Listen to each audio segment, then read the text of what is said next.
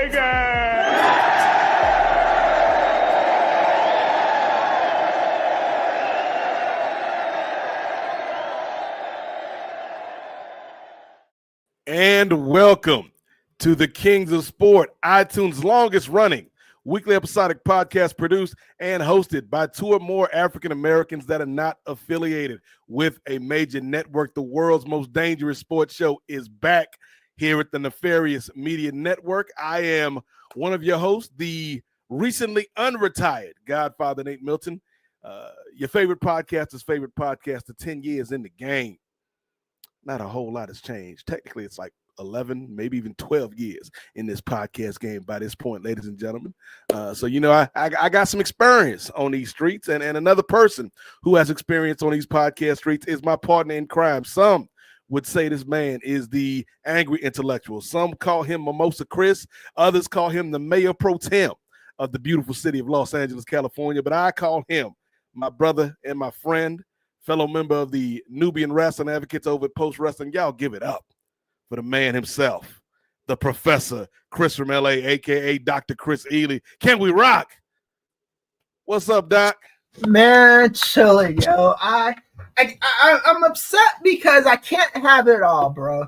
If the Lakers win, I can't get Swerve winning in the same night, man. Tony Khan, there was no excuse for that.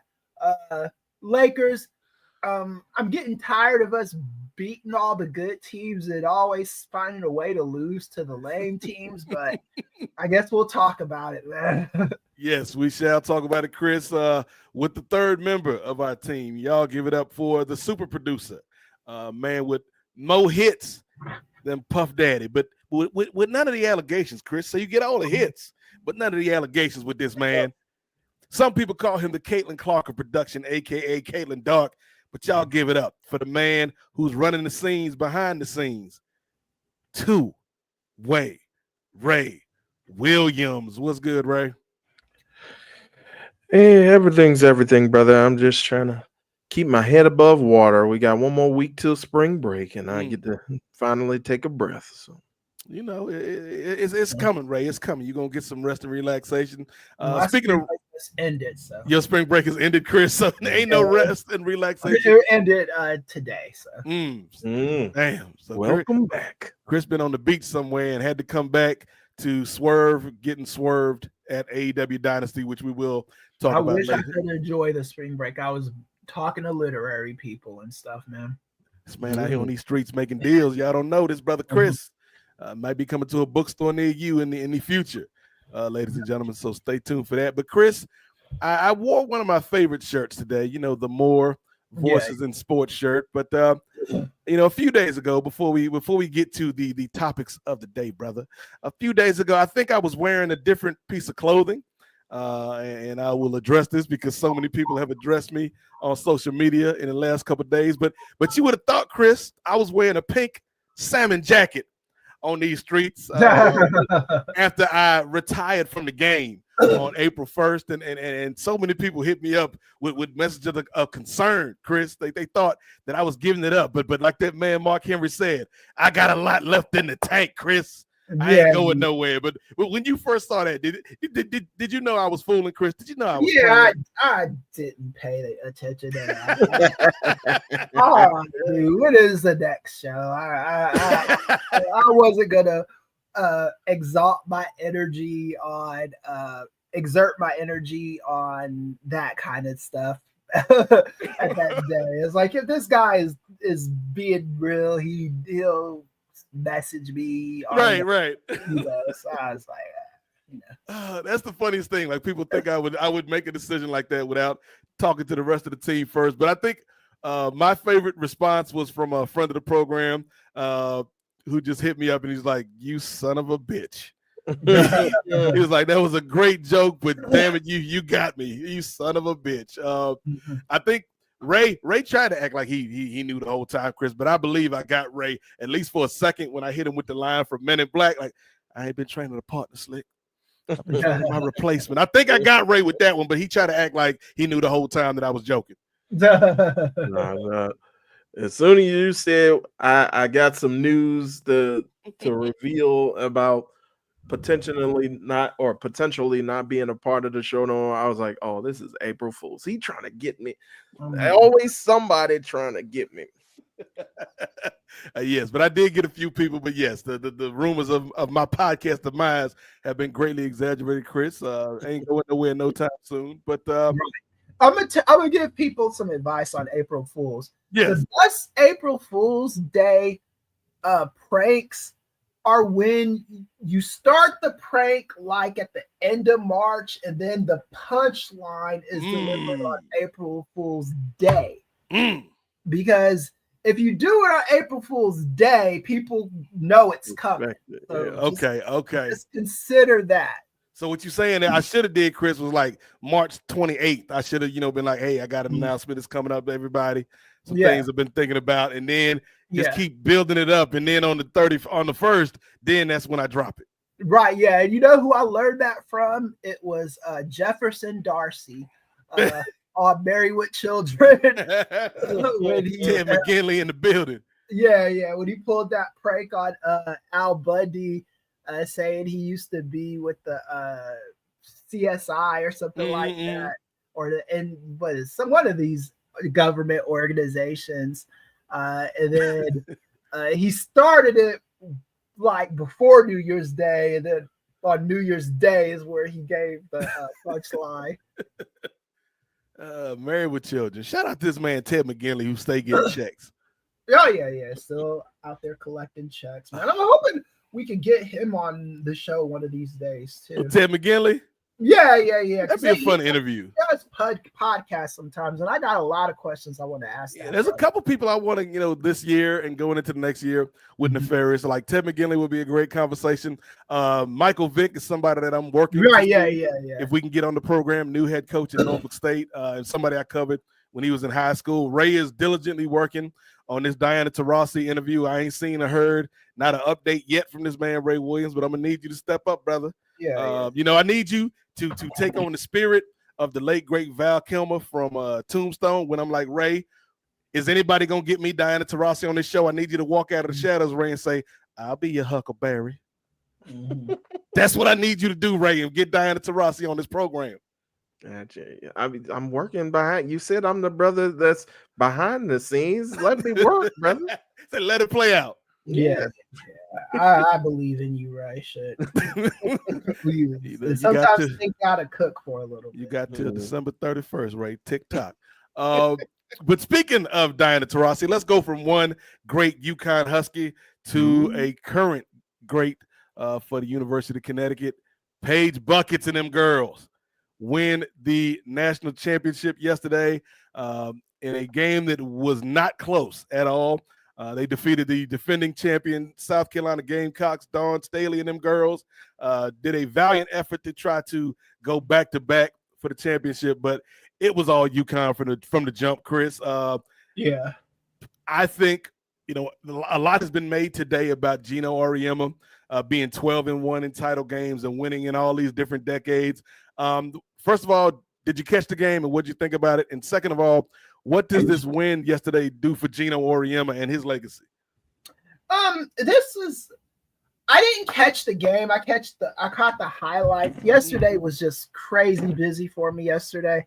But he was having a Swerve Strickland championship party. You was getting ready for. That shit too. Something I really wish I didn't see that.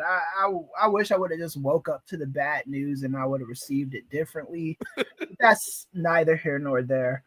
What were we talking about again? The UConn winning the championship and Geno's legacy. Oh yeah, so for his legacy, that's a big deal. Yeah, it's always nice to have a win like that on your legacy. And the Gamecocks were not jokes, Mm-hmm. But Dawn Staley's in her senior year, right? Dawn's she got a big contract renewal in the offseason. Okay. So I don't there were rumors about Dawn going to the WNBA to be a head coach somewhere. Yeah. But I don't think it's going to happen, at least not anytime soon. But yeah, Dawn, this was her, I think, third trip to the championship game in 5 years, and she won 2 of them. Yeah, if she stays in the WNBA and like you said, she signed a big contract, they're going to find their way back to this. So I think already the odds in Vegas are that South Carolina is favored to win the title next year. Right, yeah. And it's like being like a Lakers fan or a Celtics fan. You're not going to win every year. You know what I'm saying? Is there going to be years where you do not win, and you just kind of take it on the chin and go back to the drawing board and try again, man. Because winning is exhausting too. Yes, and Ray, we talk a lot about women's basketball on the Kings of Sport. This is a WNBA friendly podcast, brother. I'm waiting with bated breath for the draft coming up. But when you look at UConn, it's not just Paige Bueckers and what she brought to the table, but AZ Fudd stepped up, and then you had the young freshman, the young lady, Strong, step up as well. And so, UConn is one of those programs that's always in the mix, but we've seen in the last decade, since they won their last title, other teams pop up. LSU, South Carolina, Iowa had a couple of years where Caitlin Clark and them girls was doing work. USC with Juju, UCLA with head coach Corey Close, they've been doing work as well. So what did you make of the championship game, Ray? And what does this mean not only for Geno Auriemma, but also for Paige Bueckers as she leaves her college career on a high note? Well, I think first of all, I think it's well deserved by both of them, and I think this really tells a lot. I believe it might have been after they won that game to get to the Final Four, and I believe they were doing the post press conference, and as Paige was kind of walking off, they pan the camera over to Geno, and Geno's just holding back tears. It's like, we haven't even gotten to the championship game. And so it really tells you how important that she is, not only to that team, but just how important she is to him personally, because you rarely see that with Geno. He's had a ton of superstar players before. The aforementioned Diana Taurasi, Sue Bird, we talk about Breonna Stewart, Stewie, Maya Moore, Rebecca Lobo. All these star players, but it seems it's just like him creating this relationship with her, and just everything that she's went through with having an injury that pretty much put her out for an entire season, and her having to crawl her and fight her way back. it's just good to see that she's getting the recognition that she's getting nowadays. Geno, I think his legacy was already pretty much established Right. even Yeah. before this title. I just think people are more seeing like the human side of Geno, because it just seemed like he was kind of like the Darth Vader, or he was kind of like the emperor behind the dark side. Yeah. Or as far as like when they did have their they were just squashing people and crushing people, and people it was like for a decade, and Chris knows this Mhm. very well, you know, having lived in Tennessee. Like, it was either Tennessee with Geno Auriemma, or it was either Tennessee with Pat Summitt, or UConn Right. with Geno Auriemma. Like, they would just go back and forth in terms of winning championships. And so, like, I think if we're just looking at Geno's legacy, Chris, as much as you and I both love Pat Summitt, I think Geno is kind of like 1A in terms of coaching, or number one. And then, like, you go 1A, be Pat Summitt probably. Tara Vanderveer had a great career at Stanford. You know, Cruella DeVille, Kim Mulkey on these streets, got rings. And then Dawn Staley, like what she's built from nothing in South Carolina. Like, to me, that's kind of the short list of great women's basketball coaches over the years. But like Geno might be the best of them all, just because of what he's been able to do. Yeah, he's always had the best players, but you got to recruit them players, Chris. You know what I mean? Like, right. Yeah. He had to put in the work to get this talent to come here. And so, yeah, when you look at what they've done with Paige, who, you know, was equal to Caitlin Clark. Some, you know, when they were freshmen, would have rated Paige even a little bit higher than Caitlin in terms of her game. And that injury set her back, and then we saw her come back. We saw, you know, just the way that she works with this team. Like, her and Nikki Mule had a great connection last season, and unfortunately they weren't able to go further in the tournament. But to see Paige end her career with this win, it was really cool, and I can't wait to see what she does at the next level, because I feel like she is, and I don't mean to say this in an insulting way, Ray, but I feel like her game is on par with Caitlin Clark's, but the embrace from the fan base, the core fan base, the WNBA, will be a whole lot different, because Paige always kind of felt like one of us, for lack of a better term, in terms of the fan base watching her, and her love and appreciation for the women that came before her. Caitlin has that same type of stuff, but what Paige doesn't have is that segment of fans that wanted to use Caitlin as a wedge and use Caitlin to bludgeon, you know, metaphorically speaking, Chris, the women in the WNBA. Paige is nothing but love for those women, and her fan base echoes that. Yeah, they were trying to use her as like a right wing, I guess sandblaster or whatever. It was pretty. And Caitlin was like, I ain't down with that. Right. Like, nobody with any that's trying to build up any credibility in mainstream media is gonna fuck with that kind of shit, you know. And it's good. And also, I have to, before we close this topic out, I'm not saying we're about to. I'm just, before we do, we done already, Chris? I'd be remiss if I didn't name my homegirl, my college homie, Kara Lawson. Hey, great coaches. I try to get elbow dropped, and maybe she see this episode. So Kara Lawson, you up there too? Yes. Yeah, she coaches Duke now, right? Yeah, she coaches Duke. Yeah, she's doing. That's a team on the come up. Yeah. And just to kind of piggyback off of what you said, Nate, is just I think Caitlin kind of waited a little bit too long to kind of like speak out and kind of speak her mind and things like that. I think she would put things out here or there, but I think it took until like she was voted Time Person or Athlete of the Year, and then it took her to come out when she was doing the interview on stage, and it took her to like vote for or put her kind of endorsement behind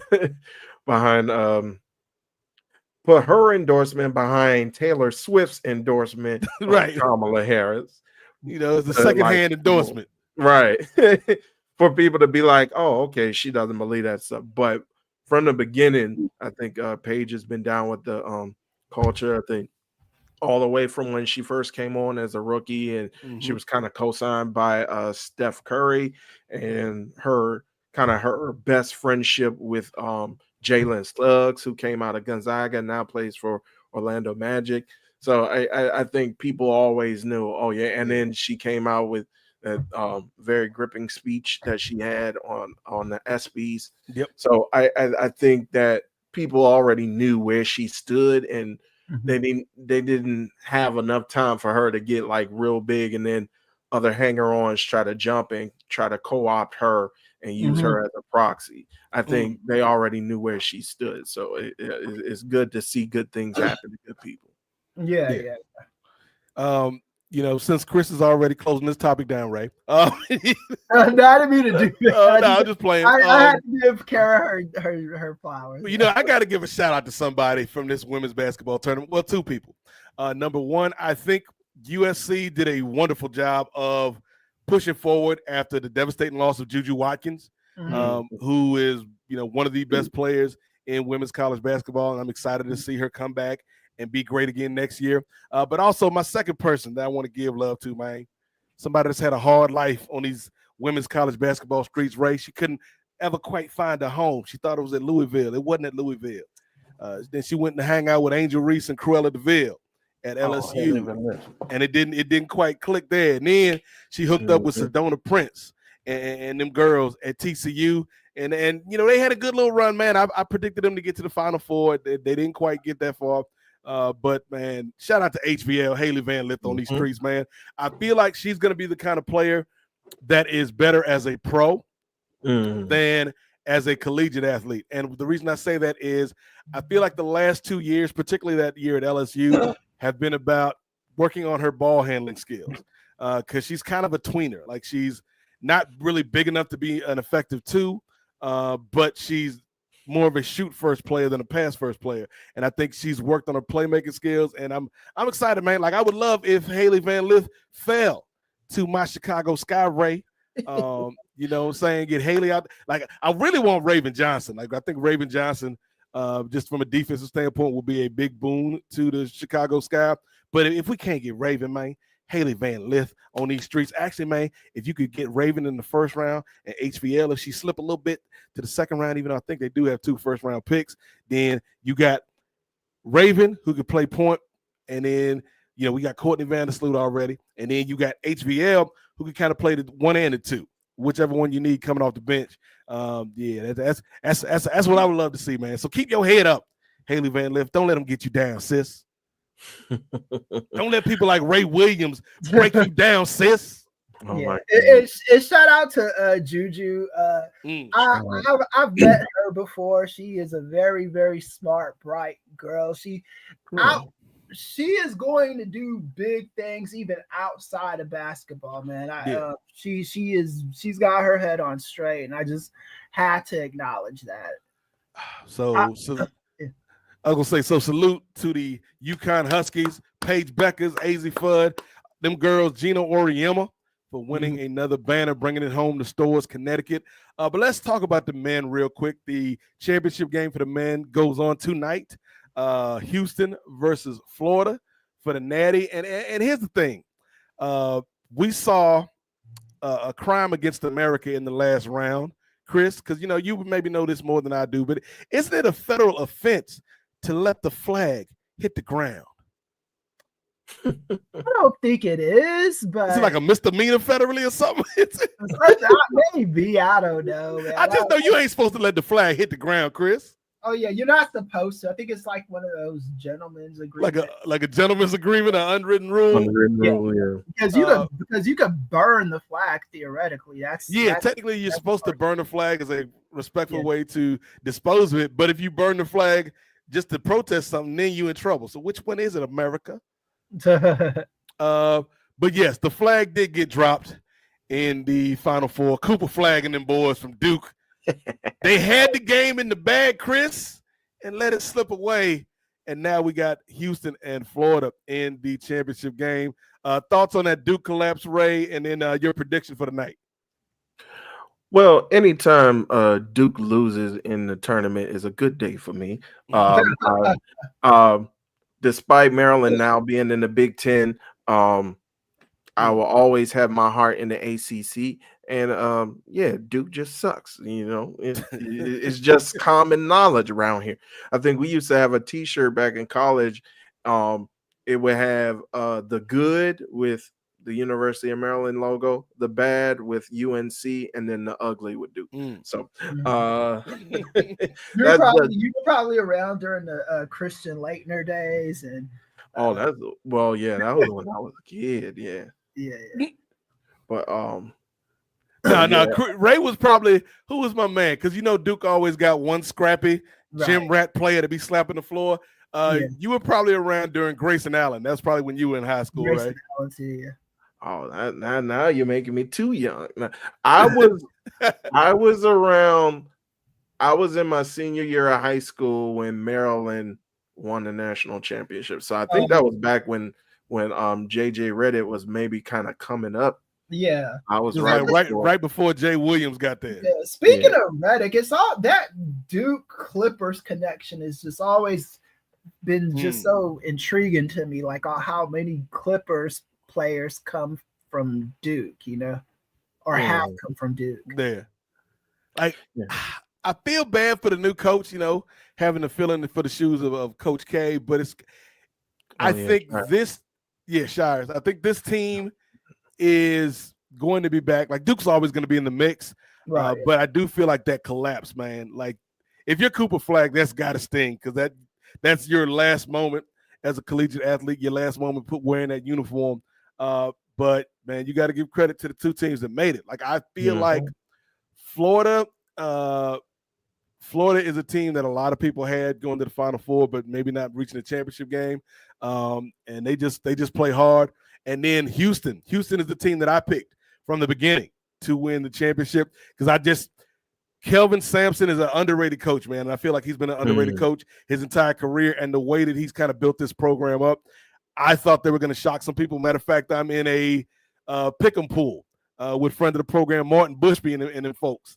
And, Martin and I were the only people that didn't pick Duke in our Final Four or in our championship game. And then I think Martin and I were also the only people to put South Carolina in our championship game. So Milton and Bushby, man, we gonna give you these picks that you can go to the bank and bet with. But if you lose your money, don't blame us. But in terms of tonight, Chris, I think I'm gonna stick with my original pick, even though I like Florida a lot. And they got the kid that a lot of people are comparing to Kemba Walker, and that run Kemba had with Connecticut back in the day. But I'm going to stick with my initial pick and go with Houston winning by 5 tonight.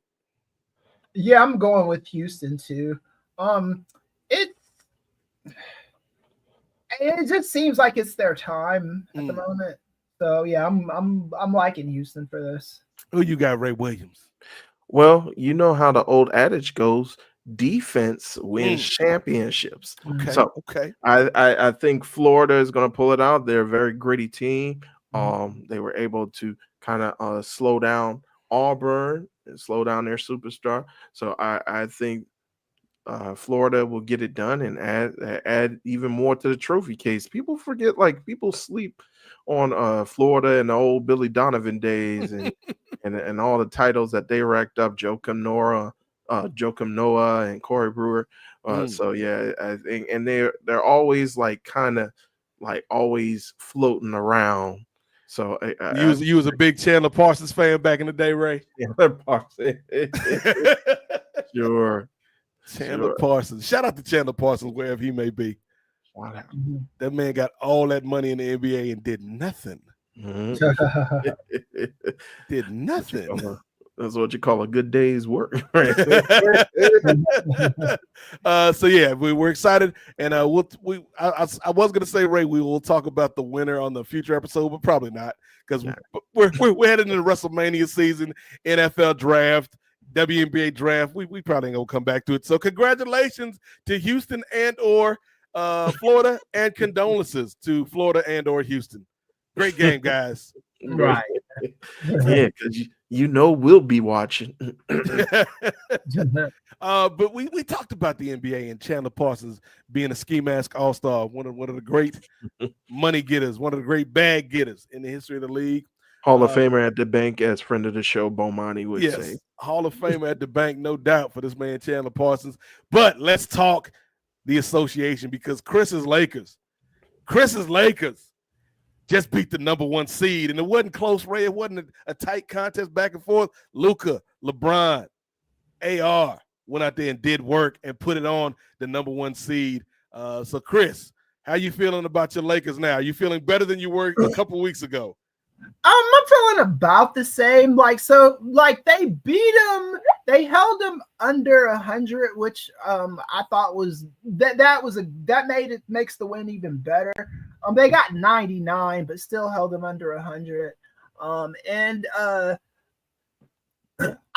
never worried about the chemistry between Luka and LeBron because I just know how good players are, and LeBron could gel in with any player, any superstar player you put him with.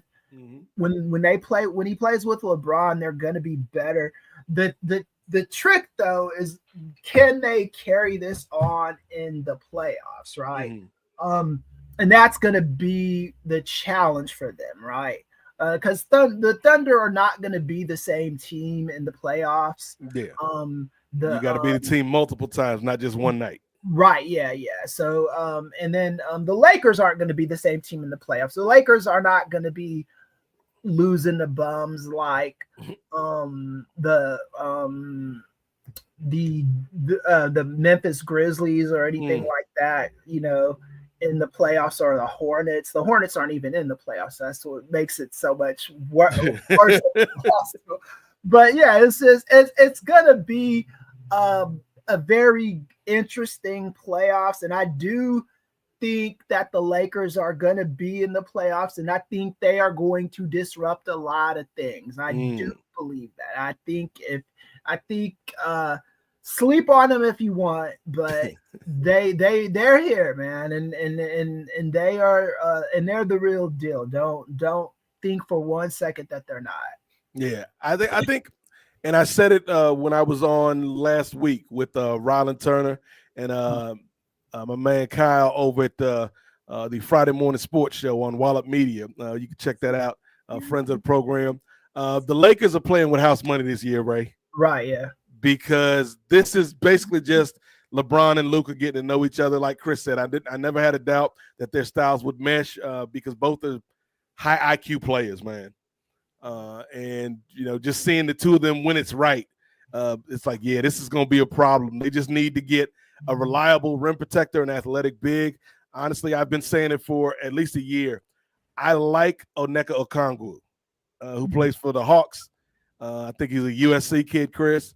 He's not going to score you a bunch of points, but he's going to defend. He's going to run. He's going to block shots. He's a good alley-oop partner for Luka. I think that would have been a great move to go after him instead of Mark Williams when the Hornets tried to finesse the Lakers. But I think LA is going to lock up that third spot. I think they'll win 2 rounds, and then I think they'll go out. I think they're going to make a decent run, but this is just kind of like the preview to what they're going to be next year. And I think Luka has extended LeBron's career. Like, if LeBron wants to play 3 more years, it wouldn't surprise me because he doesn't have to do everything now because he's got a guy like Luka who's in the prime of his career, who's getting in better shape. LeBron got him on a curfew. He ain't letting Luka drink no beer after 10 o'clock. You know what I'm saying? LeBron got him on the program, Ray. He got him in the system. So no In-N-Out burgers. No In-N-Out burgers. In Texas, it was the Whataburgers.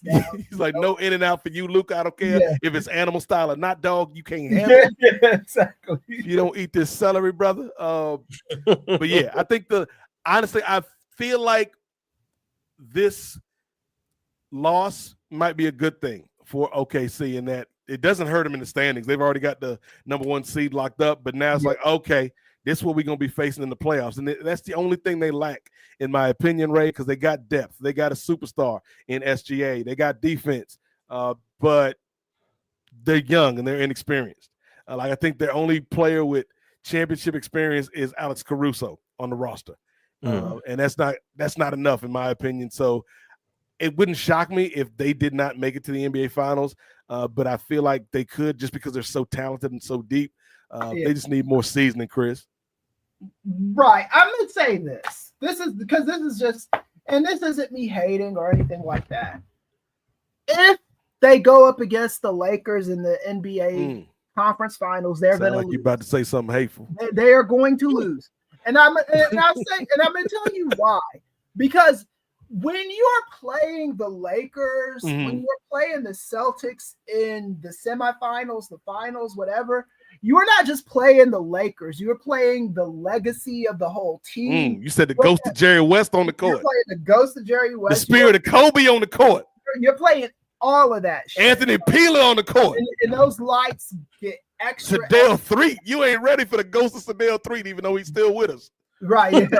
Yeah. So those Nick lights Van Exel. Yeah, those lights get extra bright. So yeah, I'm just saying, man. Eldon Campbell, you ain't ready for it. Right, yeah. And LeBron has been there before. Rick and Luka Fox. Luka is playoff ready, right? And he's Pau Gasol. Eddie George. Eddie yeah. George. And Luka's playing with motivation too.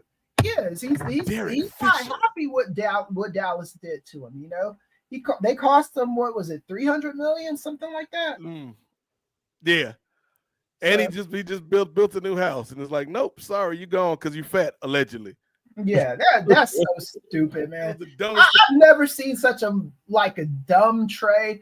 Not even lopsided. It is lopsided, but just dumb, man. Yeah, like I think the Pau Gasol trade was more lopsided, but this is just dumb. Like this, because at least with the Pau Gasol trade, they got some decent parts in return. Right? Yeah. They got Marc Gasol. They got Yeah, but with this, it's kind of like Dallas got AD, and like I said, man, I love AD. I think he's, when healthy, one of the best two-way players in the game. But that's the thing, when healthy, and then they lost Kyrie for the season, so it's like, yeah, it's a double whammy for the Mavericks. And Luke, man, you got at least 10 years, I say 5 years, but we know it's like probably closer to 10 years of Luka at or close to his prime. If he can stay healthy, man, these Lakers are going to be a problem for a while. Yeah, they're going to be an issue, and like Anthony Davis is good. He's a superstar. He's a future Hall of Famer, but he's just having issues at the moment, man. And you don't take a player as young as Luka, who's as good and as versatile as Luka, and trade him for a player who's aging. And I don't say that disrespectfully, but he's aging with these injuries, you know.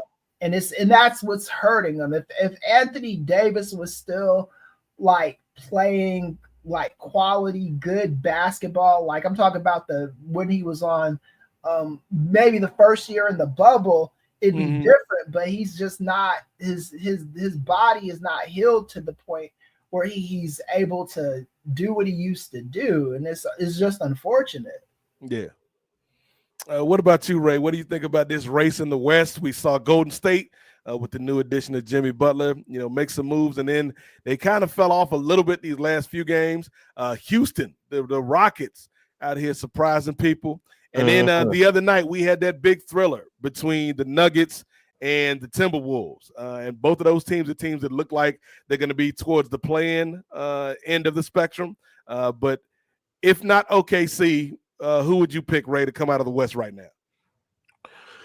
Well, I'm always gonna have. Well, first off, let's go ahead. Let's let the people know we're getting off the LA Lakers propaganda train.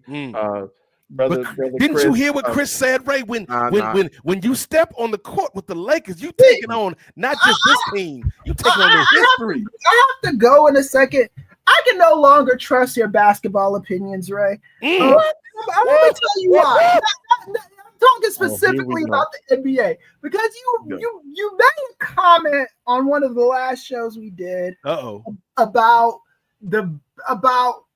LeBron and these people that get traded to teams with them or something, and all those people got rings with them. So I I just didn't understand the logic there, man. If you get on a team with LeBron until otherwise proven, you are going to get a ring, at least one. That's just a fact at this point until it is not proven to be fact. If history is not our teacher, then what the fuck are we doing, man? That's all I'm saying. And that's why that man is called the Professor Ray. It's in the title. This man is professing about the greatness of the Lakers. I'll let you get the last word before I get. I at least owe you. I owe you that to hear what the word is going to be. So. Well, I appreciate that, Professor. Just like a good professor, you always you gotta tell things that are out of context, brother. See what I was saying back then? I was saying that when LeBron is kind of like in a similar, if you bring somebody aboard that's in a similar vein or in a similar model as LeBron, it's hard for that particular person to kind of shine as much as LeBron or try to take over. Or if people are saying that Luka is supposed to be the next leader of the team, then start putting a little bit more shine on him and let LeBron kind of like tail out. But it's hard for that spotlight to kind of get off of LeBron. So that's what I was saying. I wasn't saying that they weren't like capable of winning championships. I was just saying that it's going to be that looming shadow that's always creeping up behind you. So that's what I was saying in context. I give you that, man.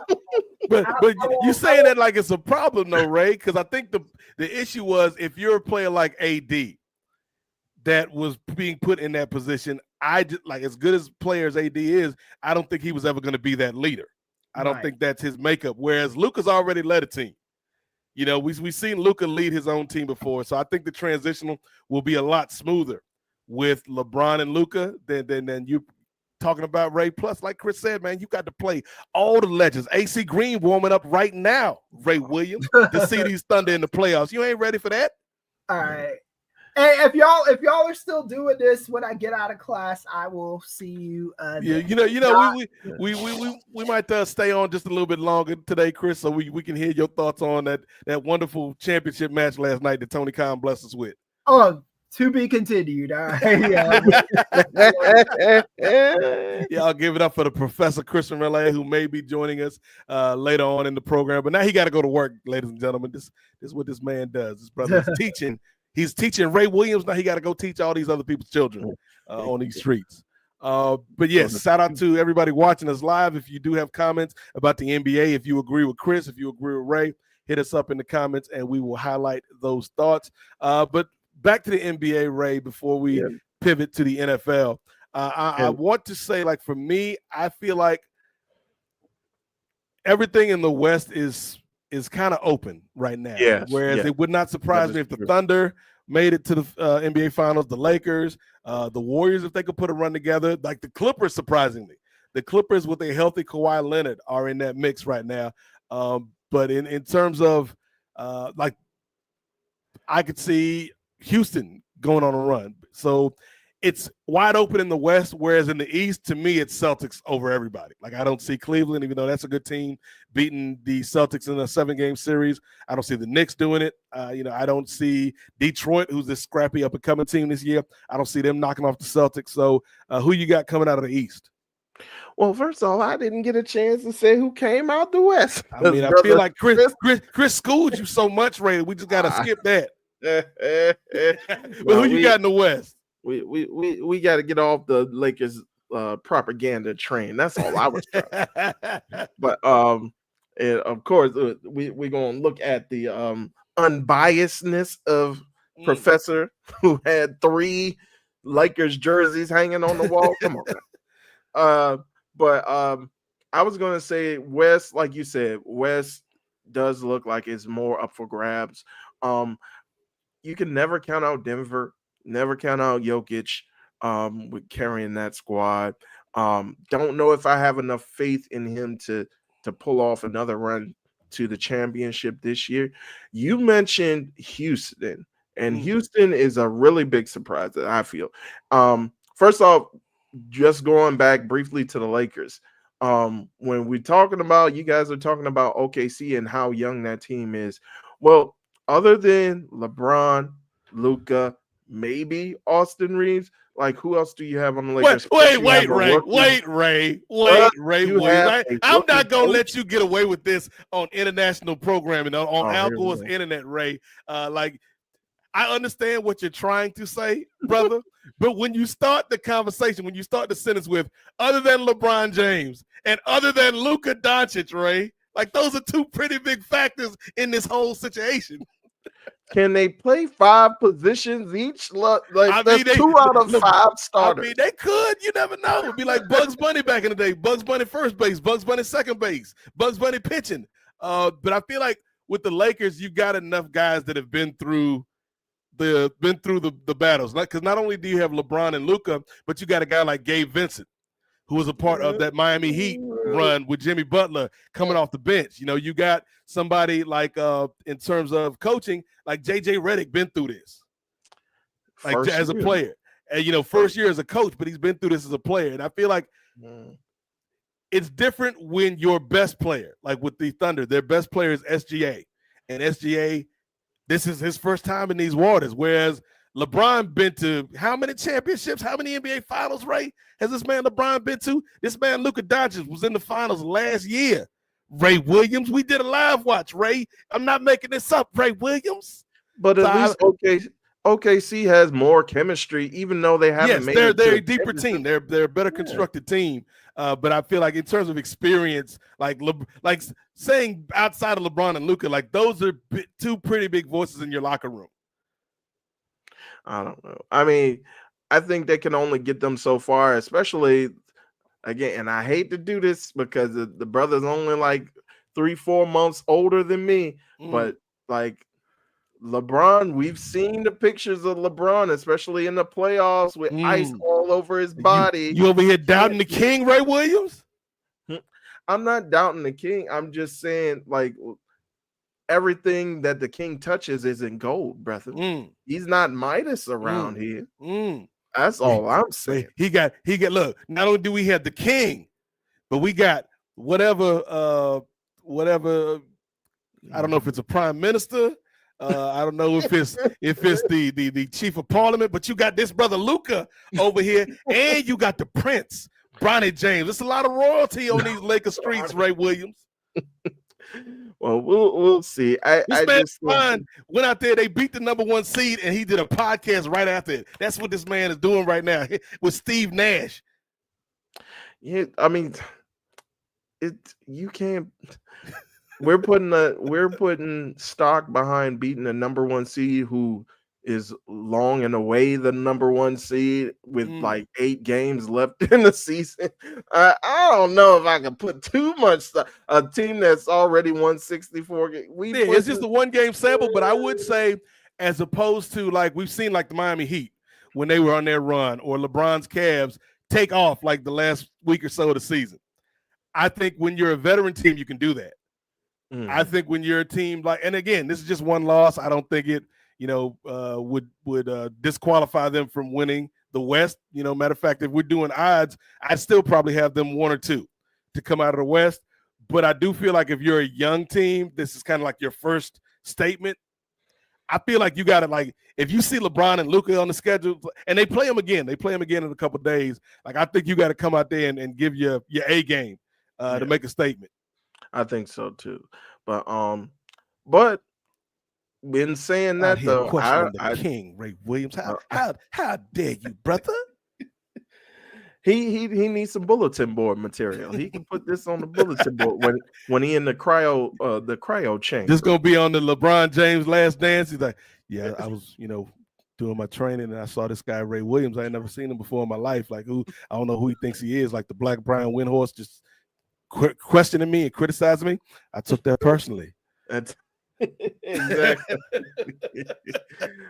But I think Lakers will get pretty deep. I think OKC will get pretty deep. I don't think either team is going to make it.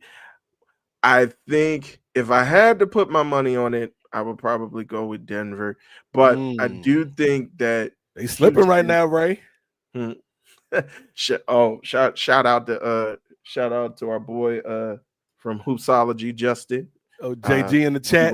He repping. So I think his boys are probably going to be, I think, the closest to try to pull it out. You know what's crazy about the Nuggets? Like, yes, obviously they miss Jamal Murray, but if I'm not seeing things like De'Aaron Fox is on this team now.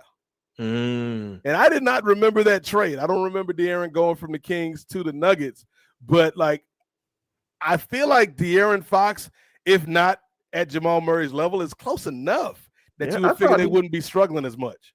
I thought he went to San Antonio. Or somebody big went to San Antonio. Yeah, I don't know why. Maybe I misheard the announcer the other night on TNT, but I thought he said De'Aaron Fox was on the Nuggets. And I'm like, when did that happen? Right, I had to check that out. But that would be, I think, like you said, I think if not on the level of Jamal Murray, I think it's like very, very close behind what De'Aaron Fox is, especially with having Jokic, who's a good big man who could feed you the ball as well. Yeah, he's on the Spurs. I thought he was on the Spurs. Yeah, so I don't know why. Maybe the announcer was comparing Russell Westbrook to De'Aaron Fox, but he was mentioning De'Aaron Fox a lot during that game the other night against the Timberwolves. So I was like, is De'Aaron Fox a Denver Nugget? Like, when did this happen? Man, if that would have happened, I would have been like, cancel Christmas. But yeah, I think my pick would be the Nuggets. But don't sleep on the Rockets, who just been putting everything through. Like they've been through. It's similar to Detroit, where it's like they've been kind of like the laughing stock. But Ime Udoka, we talk about getting out of large shadows. Ime Udoka getting out of shadows of Nia Long and getting his life together. And he's really proven that he's a tremendous coach, in that he doesn't like rely on superstars around him to get things done. He's really proven that he's a tremendous coach who can build things from the ground up as well. So it's good to see, and don't sleep on those boys in Houston. But getting over to the East, and I do have your Washington Wizards. Don't even mention it. So you did mention the East kind of being more solidified and more knowing who the top dog is. And even though Cleveland is at the top, I think they kind of fall in line with what you're saying about the OKC, the Thunder, as far as, even though you do have guys like a Jared Allen, like a Donovan Mitchell, guys who are like capable scorers and capable to put the teams on their back. Is just Darius Garland. Is just, how do we see them react? Because they were like, even over the last few years, they were kind of building steam, but when they got to the playoffs, they couldn't put it together.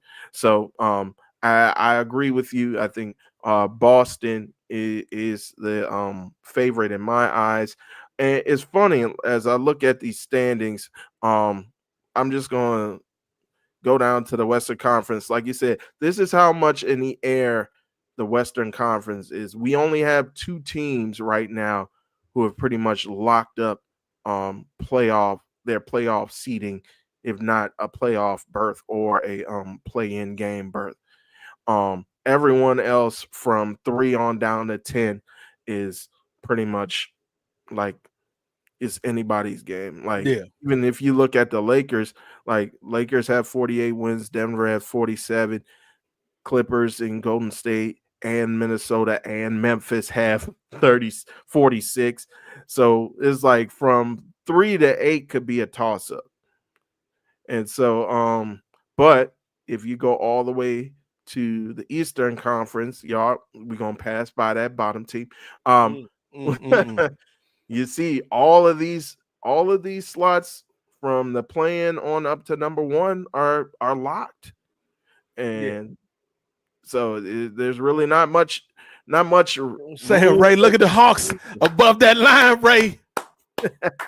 Shout out to that man, Zachary Richarche. Your boy, hail the French. But it looks like, it looks like Atlanta, like you said, Richarche and your boy Ice Trey going to get themselves a play-in game against Orlando, like I mentioned with Jalen Suggs. And you got Chicago in there. You got Miami in there, barely, even without Jimmy Butler. So heat culture, Ray. You don't know nothing about that. Speaking of heat culture, real quick, I think I heard somebody say, "Oh, the LeBron versation," and we didn't even get a chance to talk about this with Pat McAfee, where that's kind of like that heat culture, and like he kind of got mad at Pat Riley, I think. And you were mentioning how LeBron is going to get Luka on that health kick, where apparently LeBron has a sweet tooth, and like every time he would get on the private jet or get on the team jet to go to games or to go back home from games, he would have just a little chocolate chip cookie waiting for him. And then when he knew that things were getting spoiled between him and Pat Riley, was when I guess apparently Pat Riley told the stewardesses or the flight attendants to not give him any more cookies. So see like, that all that man wanted to do, that man LeBron James put the team on his back night after night. LeBron just like the rest of us, Ray. Who doesn't like a fresh baked chocolate chip cookie after a hard day's work? Is that too much to ask Pat Riley? I agree. But Pat Riley, he's becoming his own worst enemy. But what if see Pat is petty? I would have been like petty, but not all the way cruel. Because what I would have did, LeBron getting on the plane, expecting this fresh baked chocolate chip cookie. I'm like, no, LeBron don't get no more chocolate chip cookies. Like, what you gonna do, Pat?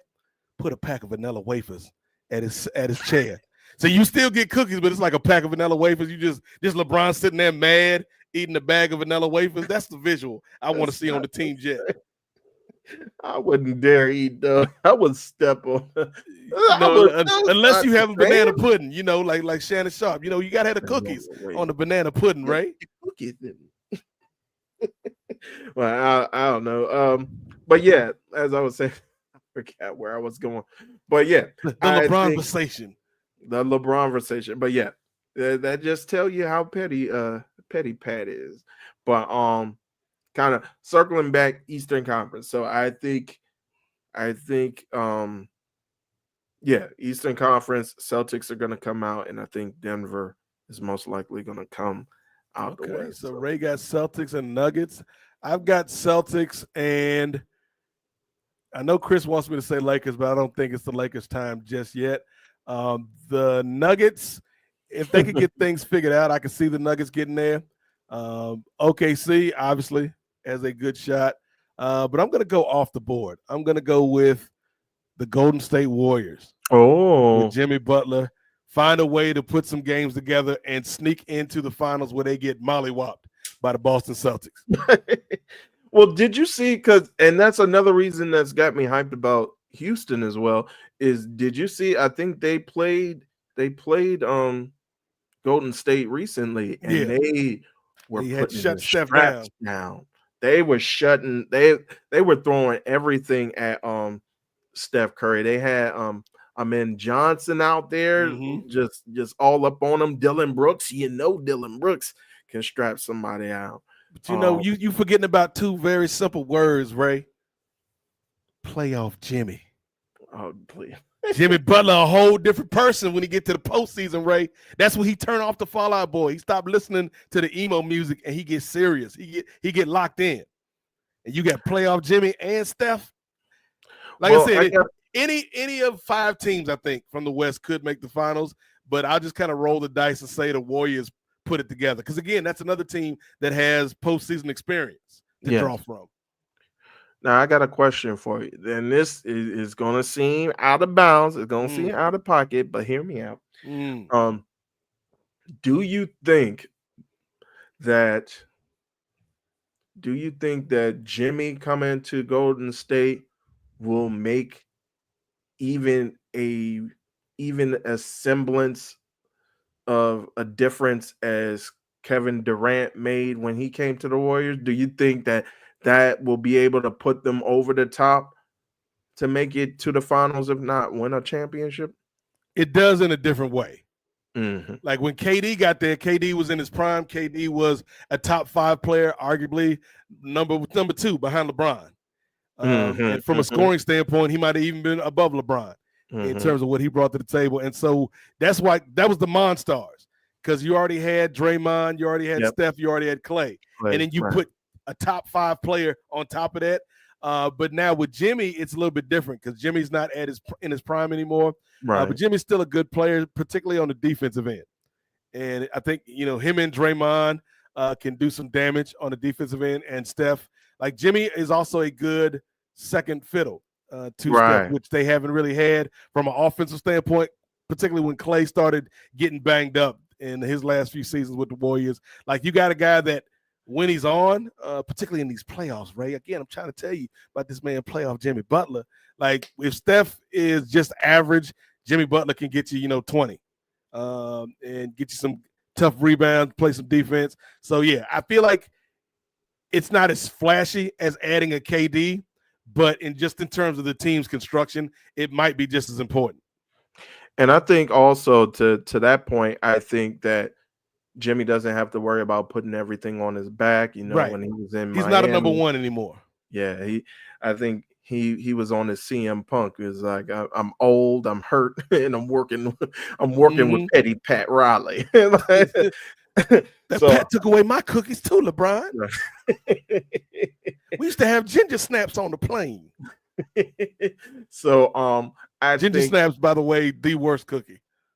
Oh, really? I'm gonna say it. Ginger snaps, worst cookie in the game right now. I don't know, man. It's hard for me to even think of a bad. Like I can eat a ginger snap, but I could eat literally if I didn't care about my weight or my health or anything like that, Ray, I could eat like a dozen soft baked chocolate chip cookies. Oh yeah, in one setting. I never had an instance where I had a ginger snap and be like, you know what, I could eat 3 more of those. Like never. Like even oatmeal raisin, I don't really rock with oatmeal raisin like that. But oatmeal raisin, I would eat a bunch of those before I ate more than one ginger snap, right? I'm on the opposite end because I think I grew up eating ginger snaps, especially it used to be in like this brown paper bag that my grandma used to get. You was like an old man at 5 years old eating ginger snaps and Werther's Originals. Like, how old are you, Negro?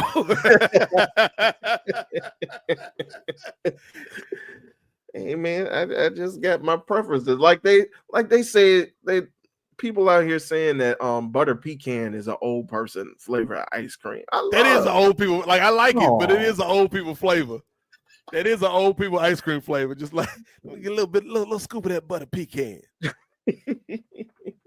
Butter pecan is like an old people flavor. I feel like another old people flavor is like Neapolitan. Oh yeah. I feel like Neapolitan is an old people flavor because they're like, you just get the value. You get 3 flavors in one box. Yeah. But then you always go to it and it's like one of the 3 sections is always empty before the others. Like, why is there so much strawberry left? See what I Why did? didn't you just buy a carton of chocolate? Yeah, I know, exactly. But what I used to do, get all 3 flavors, put it in a bowl, mix it up, make sure it melt. Mm-hmm. That's your homemade Frosty right there. Okay. Homemade. And then you put a couple ginger snaps in it. With your old ass. This could a couple ginger snaps will liven this party up. Eating these damn ginger snaps. You probably had the 10 of what's them Danish cookies, man. You probably had a 10 of the Danish cookies with it too. The Dansk. See, I used, man, That was for a special occasion. Those were the Christmas cookies. See, when you broke the tin out. You probably got a box of them Pepperidge Farm selections. The Pepperidge Farm collection that it's like 10 different Pepperidge Farm cookies in the same damn box. I think it's like 7 versions because they give you like 2 Chessmans. It's like you've just eaten the Pepperidge Farm collection. Boy, you're taking me back. Old people foods. That's like my pops. Like whenever I go visit my pops, he got like his breakfast cereals out in the kitchen and whatnot. And he still to this day he's the only person I know that buys Quaker 100% natural. Like that's like, why don't you just buy trail mix and put it in some milk, man? Because that's all you eat with the Quaker 100% natural. And he's been eating this since I would say at least 2000. So this man been eating Quaker 100% natural for like 25 years. Wow. So that's where I draw the line. Like you ain't gonna mix in no raisin bran. Like he every now and then when he want to get wild, he have some Life cereal. Oh, like, when they want to give. Like, hold on there now, player, slow down. Hey, Mikey loves it. But yeah, Ginger Snaps is the worst cookie in my opinion. Ray begs to differ. I don't think I can't think of a bad cookie. That's all. But yeah, I feel like let's go from grading cookies, Ray Williams, to grading quarterbacks. Oh, NFL draft is on the horizon, and a lot of news the last couple of days about Shedeur Sanders. Maybe he could go anywhere from the number 2 pick to number 21 is what I've seen on all these mock drafts. Are you excited for the NFL draft? Your Commanders get the draft late because they had a good season. But any thoughts on Cam Ward, Shedeur Sanders, Travis Hunter, any of these names that we've heard thrown about? Jalen Milroe announced that he's going to be in Green Bay for the draft, so he may be a first-round pick. We'll see. But any thoughts on the draft, brother?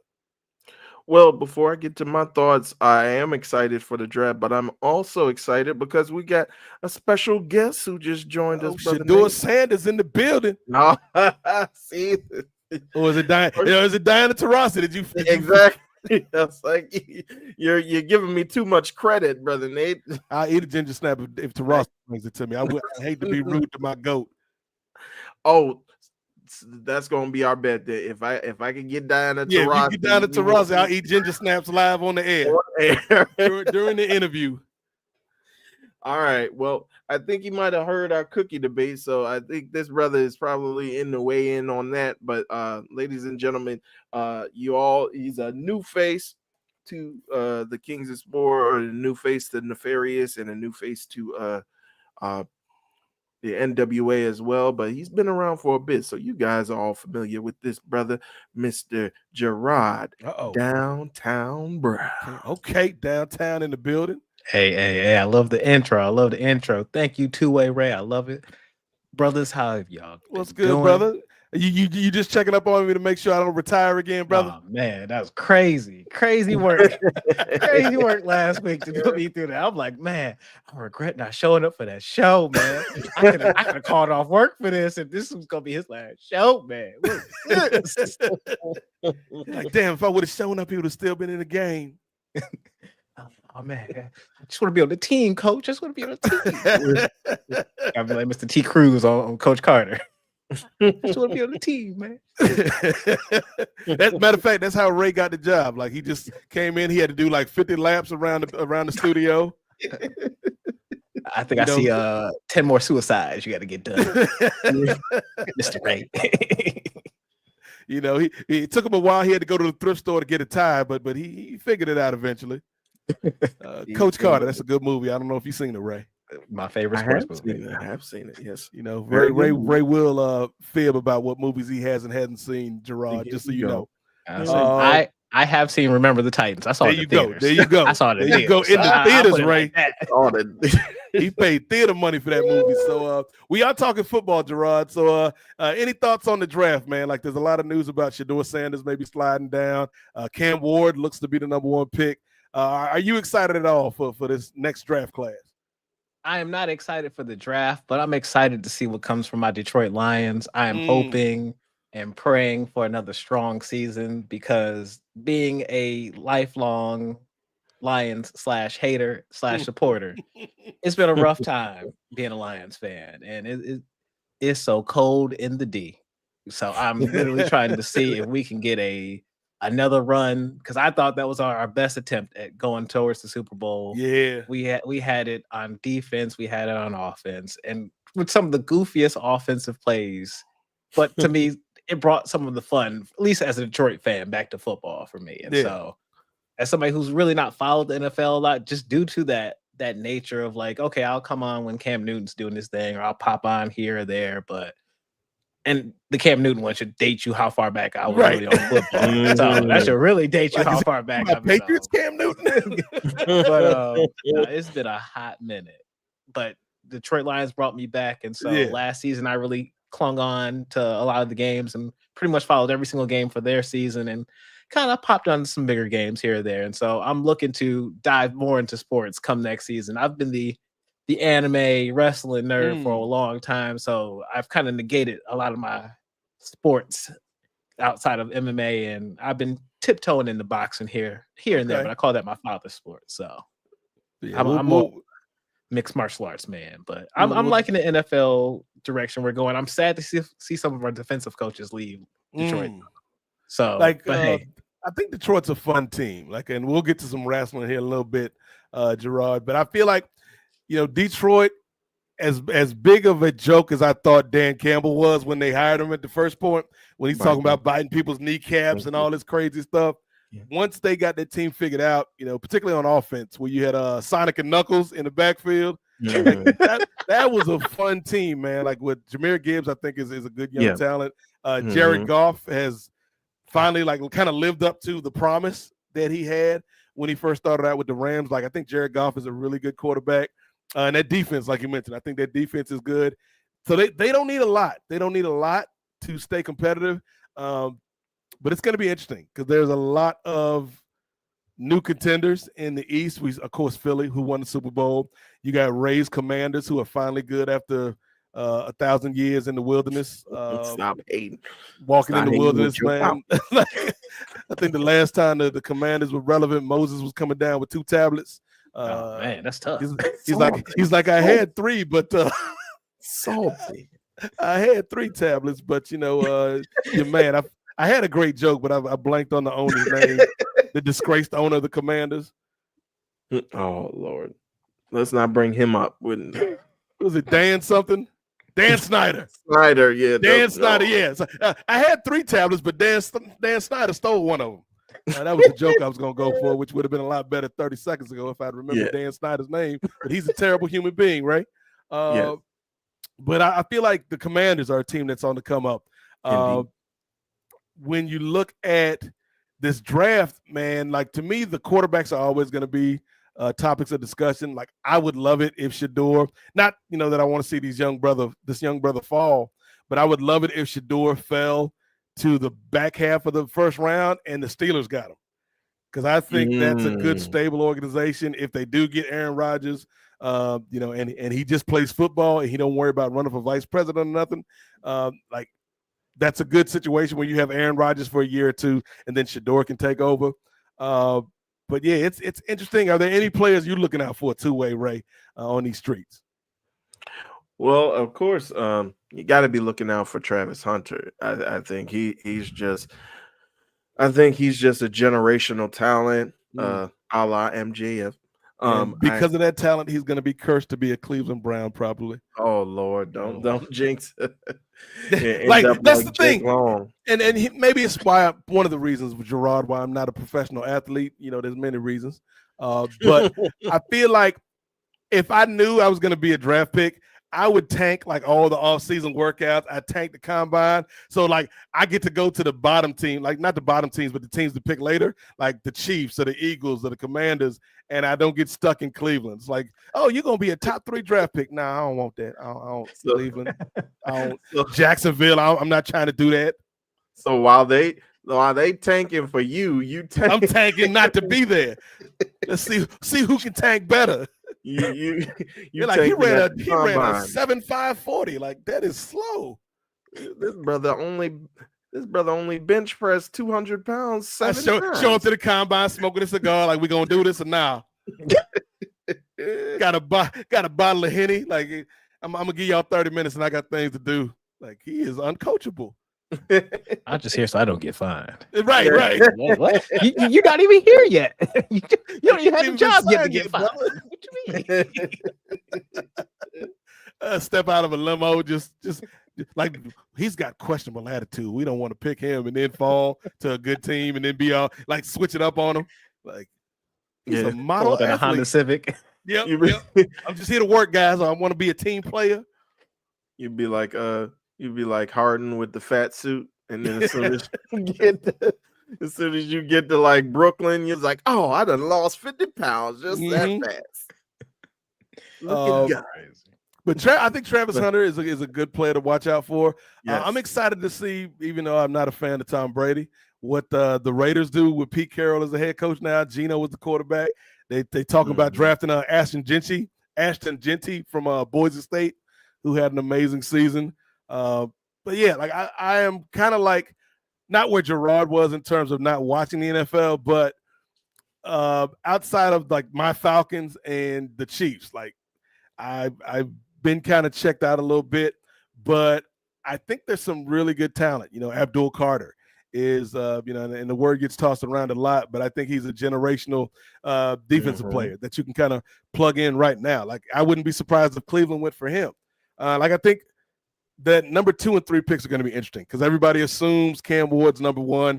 Then you've got Abdul Carter, you've got Travis Hunter, and maybe Shedeur Sanders in that mix for the Browns or the Giants. But I think there's a lot of good talent, and we'll see, man. Like all I know is the Cowboys won't be relevant again for another year. Thank you.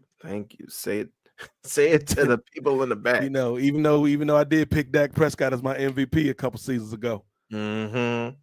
He had and a good you season, had Dallas as your Super Bowl pick. I ain't forget. A lot of things, a lot of things can happen, man. There's a lot of moving pieces, like you think the way the storyline is lined up that, like, I'm just throwing out a hypothetical, Gerard, like a certain individual would win a world championship on a wrestling show. And, you think that's what's supposed to happen given the parameters of the story, and then it doesn't happen. So let's go from the NFL draft to the AEW shaft. Not like that. Because Swerve got shafted last night, ladies and gentlemen. Swerve Strickland did not come home with the gold. John Moxley and the Death Riders retain the gold. But get it together, Ray. Retain the gold. And we saw the return of everyone's favorite tag team, Gerard, the Young Bucks. So any thoughts on AEW Dynasty in general and then that main event in particular?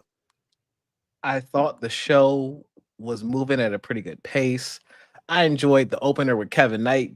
Just seeing Kevin Knight a couple of weeks ago at MLP to then see him jump to now Collision with Jay White. Hope he gets better. But then now to take Jay White's spot over, open up the pay-per-view, strong opener. I think the Hurt Syndicate with MJF is kind of interesting because I don't think they needed them to get rid of Big Bill and Brian Keith, but it's for the narrative. So, all right, let's do it for the plot. Let's see where this plot goes. Are we inviting him to the cookout or are we just going to kick MJ off to the side? We're going to find out. I like Toni Storm building her legacy up. I like all those different factors that we got on this card. We showed a lot of the future. Think about the Kevin Knight thing. If you have at WWE Ricky Saints winning a title, you got Ray Phoenix debuting, you got Penta doing great, you have Cody Hope constantly being the world champion for now basically almost a calendar year. Hey, AEW talent, come on over to WWE. Well, this is AEW showing, hey, come on over to us. Megan Bain, she's been in a title reign and in a title match, and she's had a big run up to that. Now she's on pay-per-view. Same with Kevin Knight. We're trying to promote our new stars, just like Speedball Mike Bailey and that fun triple threat. That leads me to the main event that we could have just kept that energy going. But then we said we need a half an hour and we need to also after midnight, and then also Swerve's not going to win. We're going to keep this story going for the plot. And I hear them. I get it. Like we did it with Roman, but the thing is, we had another world title on the other show entertaining us Yeah. in WWE. This is the sole world title in AEW. I don't want another world title in AEW, but that should be the biggest. That should have some of your biggest energy in the company. And this story is pulling this company down like an anchor. I feel like I'm on the back end of the Titanic, man. I'm going down. I'm going down. I knew it. But how do y'all feel about the show? How did y'all feel about it last night? Because I mean, I felt great until the end. Yeah. I mean, with AEW, you're always going to get good wrestling. Like that's a prerequisite. That's something that you're always going to get. Like I said, I dug a lot of the preliminary matches, man. The three-way was a lot of fun.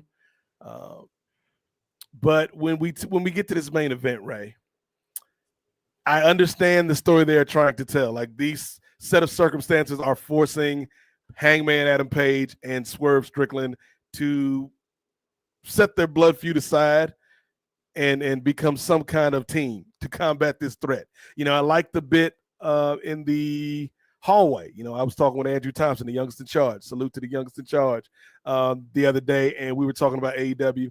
And it's like I like that segment we had in the hallway on Dynamite last week where Swerve and Hangman got into it when he was looking for the Death Riders, and he's like, they're going back and forth like, you burned down my house, you came up in my crib and dropped a t-shirt on my baby. You know, you deserved it. And he's like, I know. And then it's like, what'd you say to me? I said, I know. And then he's like, these brothers, they're giving us cinema on these streets, Ray Williams. You know, I thought I was looking at Anthony Mackie and Harrison Ford all over again. Captain America, Brave New World, still in theaters for like 2 more weeks. But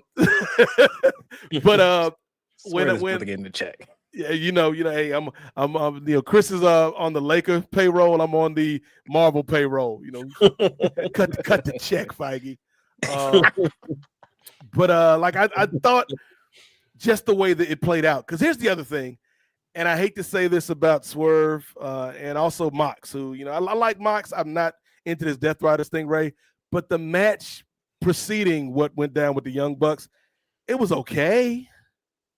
Yeah, it was okay, but it wasn't the level of like your AEW World Title match. I don't think it met that level, and it's not Swerve's fault. And I'm not even really saying it's Mox's fault, but I think it's the fault of this Death Rider story, which to Gerard's point is kind of dragging everything down. You know, like, are we gonna have to wait for Darby to get off that damn mountain to end the story? I hope not. Oh Lord, because it should have been Swerve last night. Well, what do you think, Ray? I agree. I think it should have been Swerve. I just think, I don't know. On one hand, some people can attribute it to, hey, Tony Khan, he has a vision for what his storyline's going. He's going to see it through. So that better mean whatever happens at All In better be fire. But on the other hand, it's like you're not listening to the feedback from the fans, especially over the last few months, who are kind of getting tired and are over the storyline with the Death Riders. Is like, are you listening to the fans, especially with that at Revolution, with that last match, that it was a similar thing where the show was great leading up to the main event, and then the main event was just a downer. And I think with this one, it's a downer in a different way. It's not as though like the match quality was bad. It's a downer as though people were expecting, I think some people, it was 50-50 people expecting Swerve to win the championship. I mean, it's pretty much Dynasty was pretty much an invention from last year for him to win the championship last year. Mm-hmm. So, but I think for not only for Swerve to lose the title, but in the way that he did to the Young Bucks, who, by the way, left the company like kayfabe in storyline because the Death Riders were taking over. Now you're assisting the Death Riders in order for John Moxley. Yeah, you know, if you can't beat them, join them, Ray Williams. That's what they say. I don't get it. And then I think people are kind of speculating that it's going to be the Young Bucks versus Hangman and Swerve together, which again is like, I don't know, dog. And now where do you go with John Moxley? Like you said, doggone Darby Allin on the mountain. I don't know what's happening with him. So And the crazy thing is, Ray, and I think Nephew told me this the other day. He ain't even getting on the mountain till the 15th of this month. He ain't even on the mountain yet. He still got like another week or so before he even get on the mountain. Lord, and it's like now you're looking at the people who are in the Owen, but you still need a challenger because Double or Nothing is in between now and All In. Mm-hmm. So you still need to build up a viable challenger, and so it's like, what are you gonna do? And again, and it felt like it was right there, Ray. It felt like it was right there, Gerard. If you have Hangman win tonight, and then you have, if you had Swerve win last night, and then you have Hangman win the Owen, like it feels like that could have been a direction they went in, but we had to prolong this Death Rider story for some reason. I assumed it was going to be Swerve going into All In no matter what. Mm-hmm. I thought maybe John would face Darby one-on-one. No titles needed. Right. Just a respect thing for the respect of it. Death Riders are already kind of done to death at this point. They're going to lose the trios and all that. But in my opinion, it's going to be Will Ospreay who goes to face him. And I think they're going to play off the fact that Darby on that one collision was like, hey, yo, Will, like, why won't you get in the fight? And he was like, I got to handle this stuff with the Don Callis family first, and then I'll come over here and join the fight. And so him going through the tournament, something that he failed the Continental Classic. So for him to now in the finals to redeem that in his tournament, going forward against an Owen, winning the Owen, and then we all talked about last year, it's going to be Swerve and Ospreay, and Ospreay's just going to take the title off of Swerve. Well, I think now it's time to actually have Ospreay win that title. I didn't think it was time at All In. I thought he would win the Battle Royal at All In, call his shot at Forbidden Door 2 in London, and win the title at home. But All In might be the move for him. I really wanted Hangman and Swerve at All In.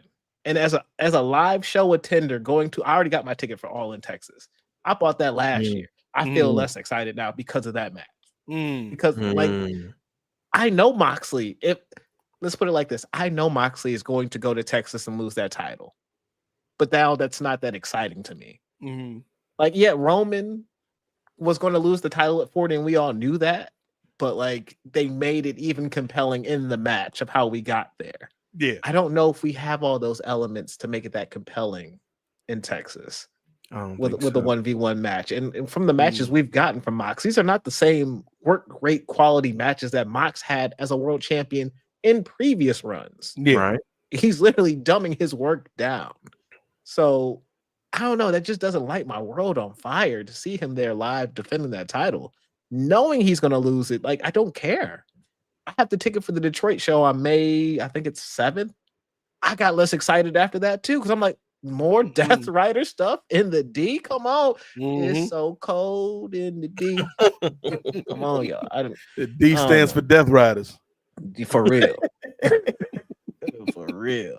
But, that's not the only thing on the pay-per-view that I think should be acknowledged, because Chris Jericho finally dropped that belt. Yes. In an interesting, how did y'all feel about the false finish, the dusty finish, if you will, and then the restart of the match? How do y'all feel about that? Ray? Well, I don't know. For full transparency, I was just listening to John and Way's podcast over at Post Wrestling. So go ahead and support that.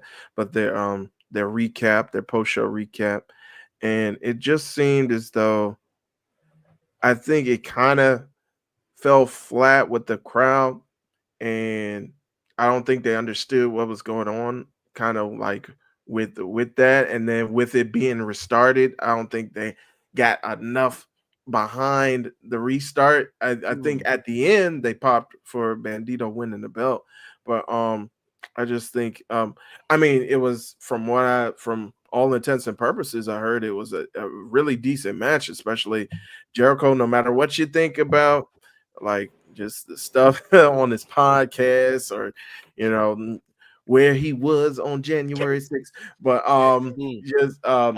the brother can work, the brother can perform, still up to a high rate, even at his age and even at his build. He always manages to reinvent himself, and he put up a heck of a performance against Bandito. And Bandito, he looked pretty strong. Hopefully, this gives more eyes on Bandito than when he was the ROH champion before.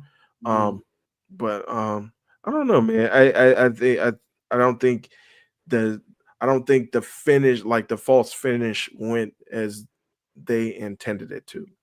No, I think ultimately the match did what it needed to do in terms of getting Bandito over. And as you said, Ray, when Jericho is motivated, he can still put in good to great performance when he is motivated. But I feel like that finish, it didn't really click with the audience, which kind of hurt the way it came across on TV. And then I do have concerns in terms of Bandito's viability, like not anything to do with his talent, Gerard, but for whatever reason, ROH is still this redheaded stepchild to AEW, and like outside of Athena, and it took Athena damn near a year and a half, I feel like, to kind of break out of that ROH shadow. Like, I don't know what the ceiling is for Bandito as ROH champion. I damn near forgot that he had it the first time. So that goes to show you like how little this title is featured, except for in a mid-card match on a pay-per-view. So I would like to see them get behind Bandito because he does work when he's in there. Yeah, and it's kind of interesting to see, like, ever since AEW did take over ROH, it's like you look at who the champions were. I mean, you had Claudio, you had Samoa Joe, you had Chris Jericho twice.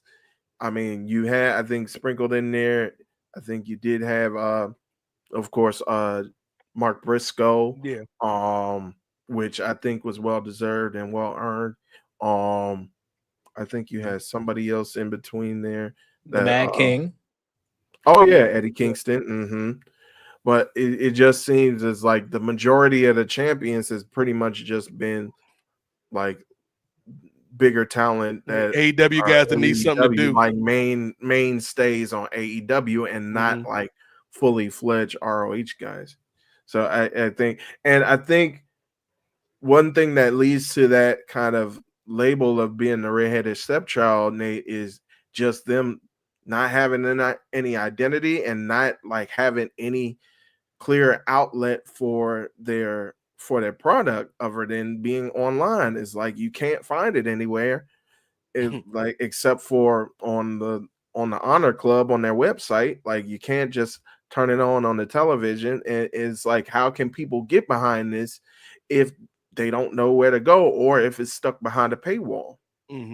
So I think that once they're able to develop a way, maybe, I don't know. And this is not to shade my favorite promotion, the greatest promotion of 2024 and 2025.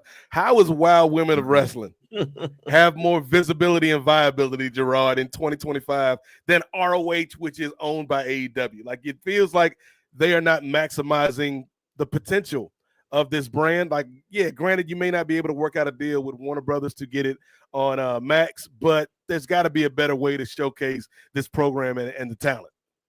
Why don't we take a note from the NWA and we put it on YouTube? Literally, let's get some buzz behind it, but also let's create an identity. Let's make it back to what it used to be. Let's feed a Daniel Garcia over there. Let's get an Athena out of there, because she's been there long enough, and you don't treat her like everybody else. Because we've named all the people we talked about. She only gets hall passes to come to AEW, while everybody else lives in the AEW house. So let's just stop that. Keep all the champions over there.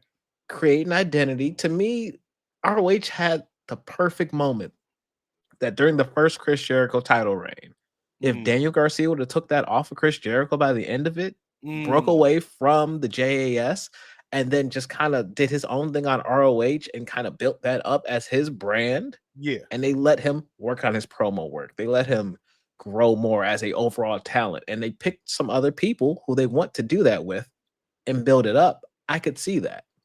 I thought Jericho's run with Hobbs getting the world title and then Hobbs being able to have a world title reign of his own. That we can't give him the AEW title right now because they have their plans. They want to stick to the plot, but we can give him this, let him build that up. He already got a squash win over Jericho before, but I can see a Bandito Will Hobbs feud building up to that in the future, and then let the Hobbs, the people who we don't want to give them another TNT run. We don't have the ability to give them an international run because Kenny or whoever is circling around that belt. But we want to give them and have them feel important. Well, give them that run over at ROH, build them up, and almost treat it like a territory where you can then bring them back and they feel almost anew. You don't have to just send them to New Japan.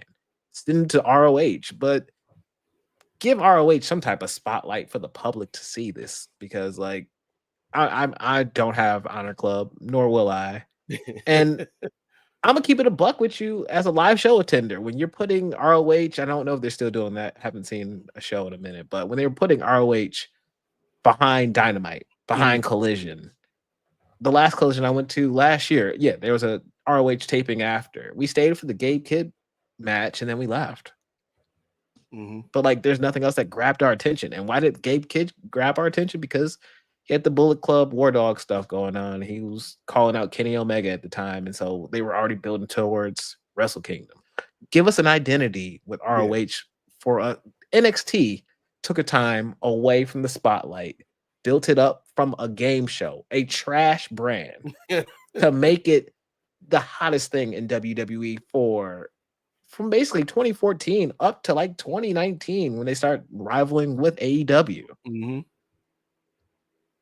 I don't know. What and even with NXT, a lot of people have thoughts about the 2.0 era, but even through the 2.0 era, they were able to build off of that to what they are now, and this partnership with TNA, which to me has been extremely interesting. But with ROH, I'm thinking back about the ROH World Champions, and honestly, outside of Samoa Joe, they haven't felt important. And for whatever reason, because that was during the time when Joe was on in-school suspension, aka Collision, with all the rest of the bad kids. Joe felt special, and maybe that's because it was Samoa Joe when he had that connection to the history of ROH, Gerard. But for whatever reason, even with Mark Briscoe, who, as Ray said, obviously deserved it, I have not really felt a connection with an ROH champion since Joe.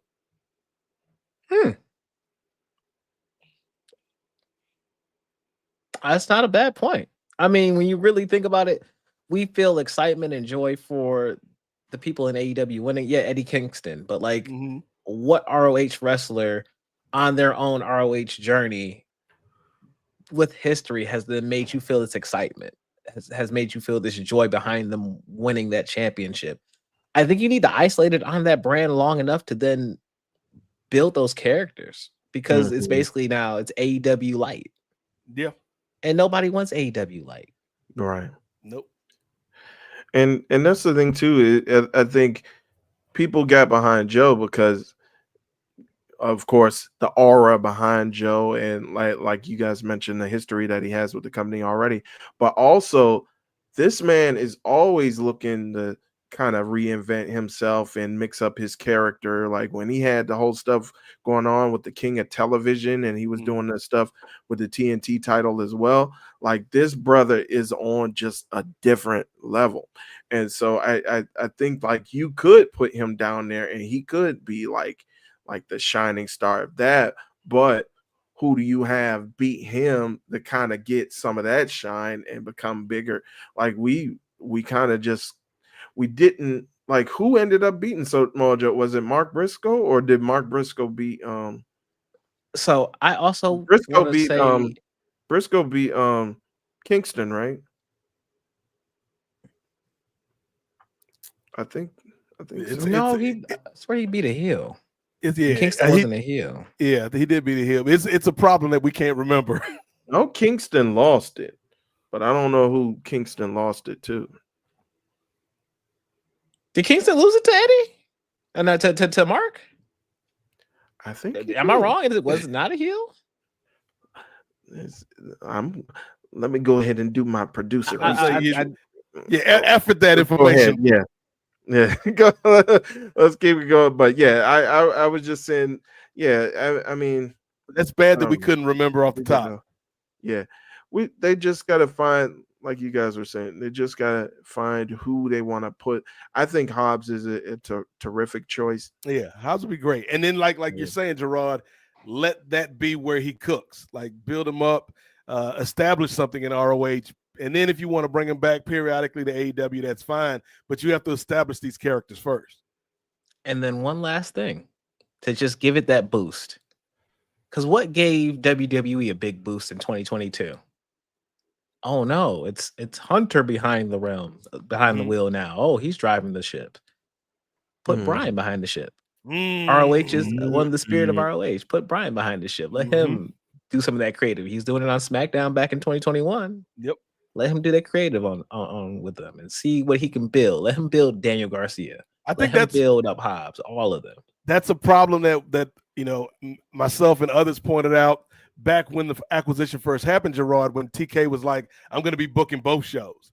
And it's like, that's a little too much, dog. That's a little too much on your plate to be booking AEW, Dynamite, Collision, the pay-per-views, and booking ROH and doing whatever the hell you're doing for the Jacksonville Jaguars. That's too much, brother. I fully agree. And I think I know he talks about, everything you're seeing is my vision right now. I feel like that's always been the case. I know you've had your booking committee, but I feel like this has always been the case for you. So like, I need you to listen to your audience, and I also need you to just take a break. You can't do everything. As good old Aunt May told us in 2002, you're not Superman, you know. So you gotta listen to Aunt May. You gotta diversify your bonds. Like if you know the rest of the quote that I'm saying, diversify your bonds. Have a couple other people out there to support you on that creative staff, but you do have it. But then don't be throwing bombs at other people when stuff don't go awry. Yeah, take it as a team, one band, one sound. Take it on the chin as a team. You succeed as a team, you lose as a team. Yep. But I don't know. Just listen to your people, man. We swerve. Listen to it. Not even the fact that he black. We need new energy. Plus, we need some black energy. But we need to see. I need to see my people out. Yes, I need both. I love the fact that let's talk about this, because you know what I don't see on WWE, and I might be wrong. So hopefully, don't person pull up a pay-per-view and say, hey, they did it right here. But we opened with a black brother and we closed with a black brother. Like, hopefully we get our sisters into that same spot as well. But hey, having two black brothers open up and close the show is a beautiful thing. So let's and hey, they weren't the only brothers on the show either. We had champions on the show as well, and the tag champions. So let's talk about and praise those things that we do have, but we want more. We coming for more. Yes. So two things, Ray Williams. I know we got somebody that's just joining us, but I do want you to give us the lineage of the esteemed, acclaimed lineage of the ROH World Title under the AEW umbrella, Ray. All right, let me go ahead and pull up the screen. All right, so can you brothers see it? Yeah, I'm in here. All right, I got it. All right, let me try to expand it a little bit so it'll be visible a little bit better. There we go. All right. So I ain't gonna take it from the beginning because that's low key and all that. Yeah, just the AEW portion. All right, so I think all right, so we had Claudio defeat Jonathan Gresham. So Claudio, then the Ocho, then Claudio once more, then Eddie Kingston, okay, then Mark Briscoe. So it was okay. So Mark was right about there. Then the Nueve, okay, and then Bandito with his second title reign recently. So that's how uninspiring the AEW World Title reigns have been, Gerard. I conflated the ROH television title, which Joe had at the same time as the TNT title, See, I thought so too. Yeah. With the world title, like Joe's run as ROH TV champion was more impactful than any of those titles, and it's not a fault of the performers; it's a fault of the booking.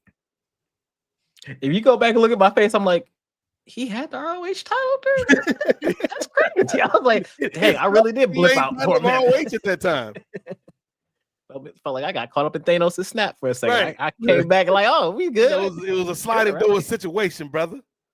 So, but nah, the fact that to me, Jericho has had 2 runs with it. Claudio had 2 runs with it. Claudio's run should have been a one strong run, and drop it to the next person. Like, it was cool that I think some of the hype of it kind of fell off when Claudio beat Jericho back for it, because then he beat him with the spin.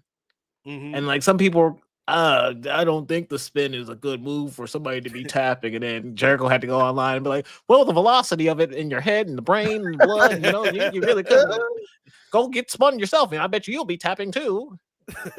Like, I think from that point forward, the title reigns and whatnot kind of just, I don't know. It felt kind of all over the place.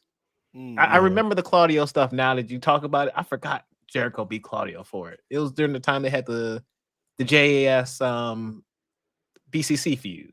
Yeah. Well, hoping for the best for ROH, because get my girl Athena off that shout out. She working too Athena. hard. And there's somebody else we'll talk about in a little bit that needs freedom as well. But who's joining us, Ray?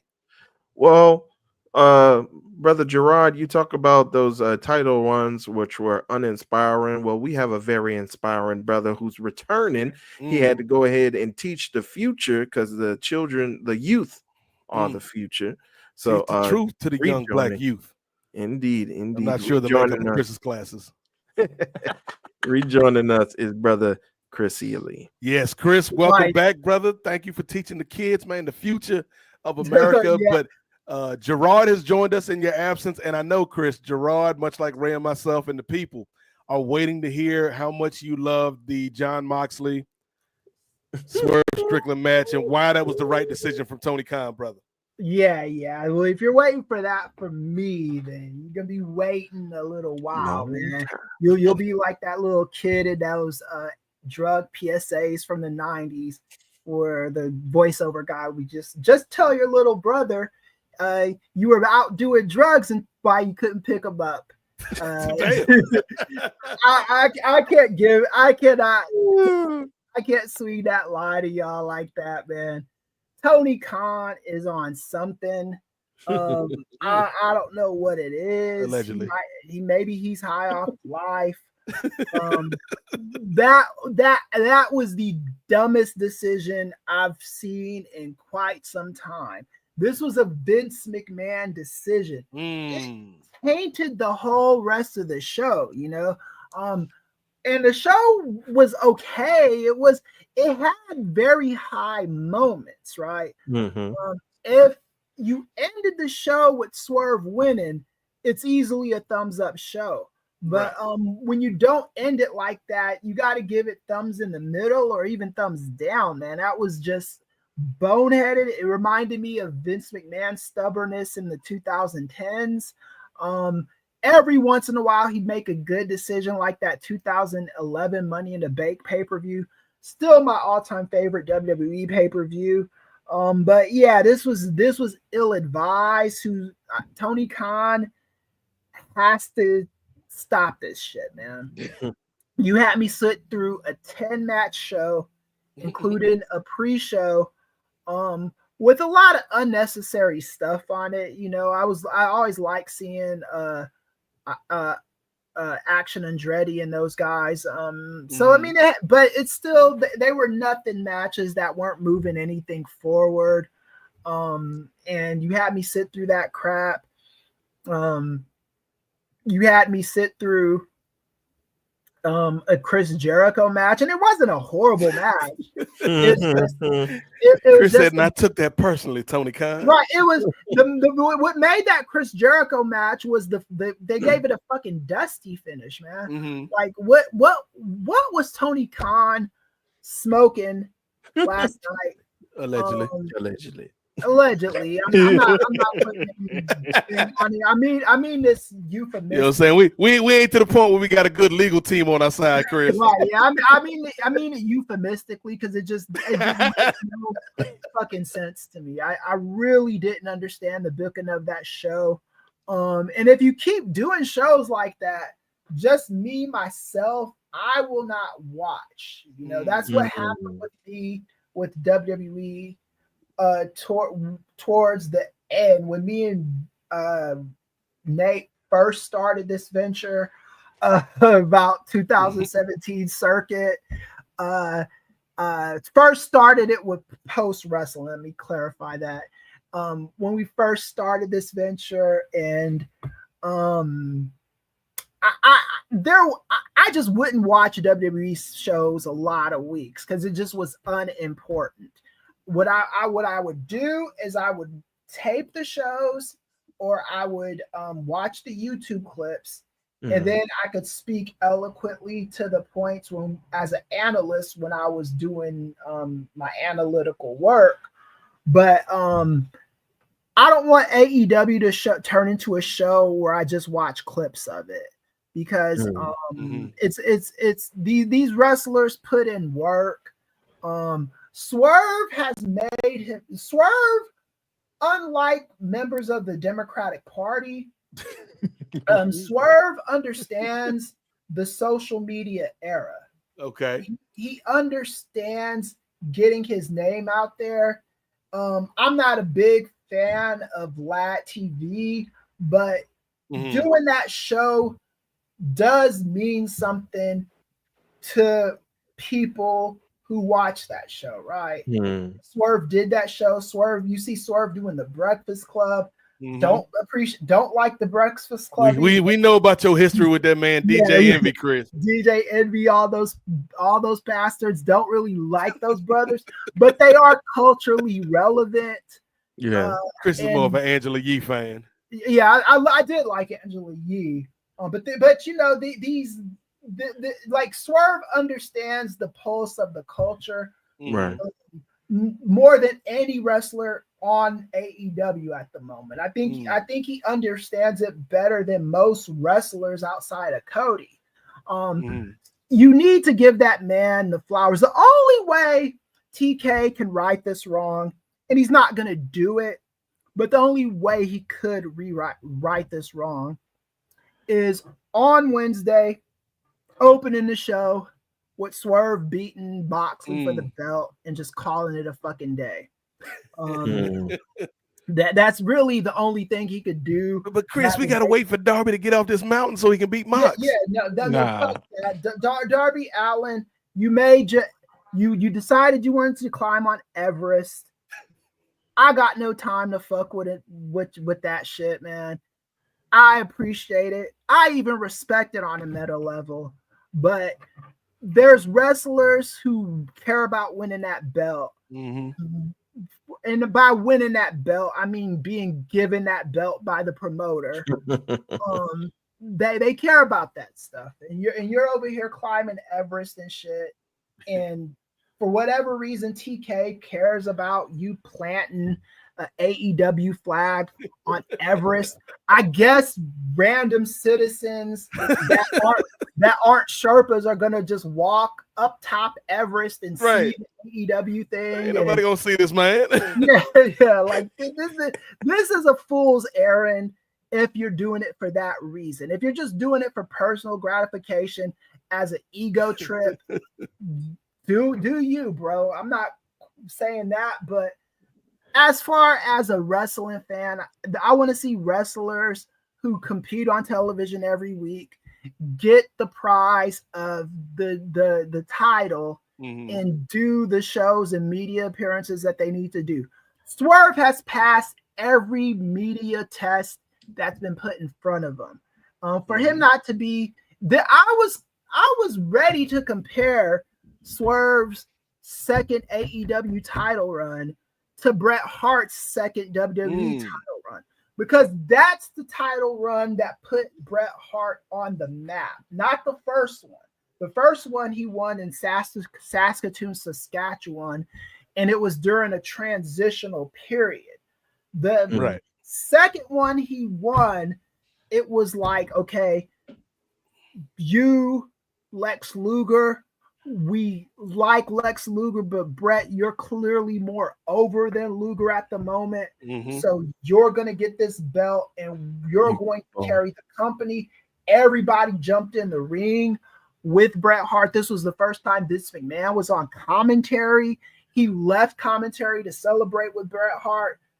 This should have been what happened with Swerve last night. Tony Khan should have came out there, not the bitch ass Young Bucks doing their little thing. I mean, because the problem I have a problem with this on so many levels. Okay. The fact that Tony Khan booked Moxley to win, and Moxley, I respect Moxley, man. He's a man's man. He does what he needs to do, but the reign has not been beneficial to him, and I don't necessarily blame him for it. It's been a stupid, nonsensical reign. That was, but besides that, the Young Bucks, if they were part of the booking decision to return and kick Swerve in the head, then this means the Young Bucks think that they are way more important than they really are. Because when you get a return that's going to do something like that, to leave a good taste in people's mouth, it's got to be something big, right?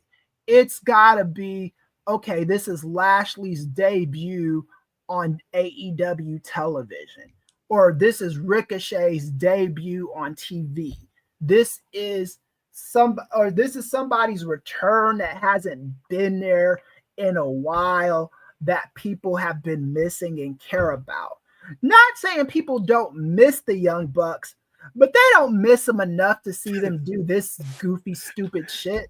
So what you saying, Chris, is the Young Bucks are like Paul Pierce trying to get that retirement tour, and the AEW fans are like, they don't love you like that, man. The people don't love you like that. Yeah, I think I don't even want to get disrespect Paul Pierce like that. Paul Pierce is a Celtic, and I still don't want to disrespect him like that, because there were some people who wanted to see Paul Pierce get another go round. It was like the old man Logan kind of stuff, right? Where you just kind of want to see him, go out into the sunset positively, The Young Bucks are not going to retire anytime fucking soon. So I just don't understand the point of this. If anyone in the chat, maybe you can convince me that I'm wrong. I just haven't heard a compelling argument for this. This was stupid. This was a black mark on that pay-per-view, man. This would be like Cody Rhodes losing a second year in a row. It made no sense. It was dumb, stupid. You do not have a bigger star in that company than Swerve at the moment. You could try to make the argument for Ospreay. It's not true. Ospreay is going to be a big star. Ospreay is on the come up. Yeah. Swerve is there. So I just do not understand this shit. And TK, you got to make it make sense. Like, I used to get mad, Nate, when they wouldn't give us, when Megha wouldn't give us press passes to go to the AEW press scrums after the pay-per-views. I wouldn't even wipe my ass with one of those press passes at this point. Well, there goes Nefarious' access to the press conference, ladies and gentlemen. Sorry, Gerard, we was gonna have you backstage, brother. It's all good. It's all good. In your area, we were gonna have you up there, but think about this, y'all. In addition to all the foolishness we've named, what we haven't talked about? The fact that Mox put his hands on Willow, and now Swerve didn't get the vengeance for Willow. Oh yeah, moving on. Thank you for giving me another reason. I forgot about that. Yes, man. What was this shit, man? Like seriously, this is Vince McMahon booking. AEW exists because Vince McMahon was doing stupid shit like that Mm-hmm. on every show. Why? And then the bullshit. I didn't even watch the press scrum because I was just so disheartened by that pay-per-view after watching. I was like, yeah, this is fucking just, hey, babe, you want to go to where do we go? I want to say Jack in the Box or something. Not even good food, man. Just like whatever, like, you know, like whatever. Jack in the Box. Yeah, anything was better than that shit, man. That was the attitude. Oh, you had stuff open by you? It must be nice. Well, yeah, everything is Jack closed at 1 a.m. up here. Yeah, Jack in the Box is 24 hours. You know, Chris on the West Coast, so it was like 9:30. Yeah. Who and his. So yeah, I'm sure Jack in the Box stayed open a little bit longer. They knew Chris was coming through. Right. Yeah. They do the wife because we the one thing I do like at Jack in the Box is they got very good milkshakes there, better than most places. So I had myself an Oreo shake because I'm back on the diet today. Okay. So that was your last day of freedom. Yeah. So back on the diet today, and I was just like, man, and I know this is gonna come up on Sunday too, and I just do not like the. It's one thing, the fact that it was AEW that did this, you know. I've given AEW the benefit for the greater part of the last 6 years, since 2019, since they debuted. Okay. Every time I've gone to an AEW show, I've always had a good time. I've always, my wife's had a good time. Anybody that I've bought with me to an AEW show's had a good time. Tony Khan books the shows in a way that leaves the audience happy. Even if the good guy doesn't win, you at least understand how it connects to what's going on next. I don't think I've seen a show like this since WrestleMania in Los Angeles, where you have a guy that is that over and you pull this kind of shit with. I don't think this is going to be, I think TK's way of thinking, it could be Darby Allin, it could be Ospreay. I don't think Tony Khan understands the connection that Swerve has with that audience. Yeah. And I don't think any substitute is going to suffice. I think any substitute, you run the risk of making them hated just by default, just de facto. You know, not because of anything that they did, just because it wasn't the person that they think when everybody everybody thought Daniel Bryan was going to win that Royal Rumble that one year, and it was Batista. It was Batista, and Batista didn't do anything bad necessarily. It was just that's not what the fans wanted that night. So any substitute would have gotten that treatment, man. Maybe Roman got booed. Yeah, exactly. Right. That was when everybody was looking forward to who was going to be in number 30. They thought it was going to be Brian, and it ended up being Ray. Yeah, you don't want to put your talent in these kind of positions like that. You just don't want to do that. That's not a smart thing to do. I know someone told me at the scrum, because I didn't watch it, but they said that he was talking about this as working because Moxley's segments is getting ratings and shit like that. Those are bullshit fuckboy metrics, man. Damn. They're not telling you the real story, right? They're just telling you people want to see this guy get his comeuppance. If people stop believing that this guy is gonna, I promise you, if Swerve would have won, whatever rating you would have did on Wednesday would have been triple what it's gonna get. I'm not watching that shit on Wednesday. Damn. And I don't think I'm the only person that's like that. I'll watch it, but I'm gonna watch it once Ray, once Jarek, once Nate tells me, hey, this happened on this show and you need to watch it. If I don't hear that, I'm just not watching this shit. I'll catch clips later. Chris is out. See what you've done, Tony Khan, to this man, Chris.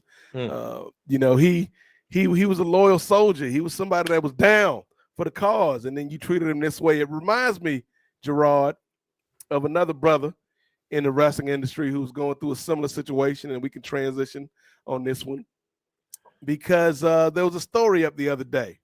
Oh, Jesus. About one of Chris's favorite wrestlers.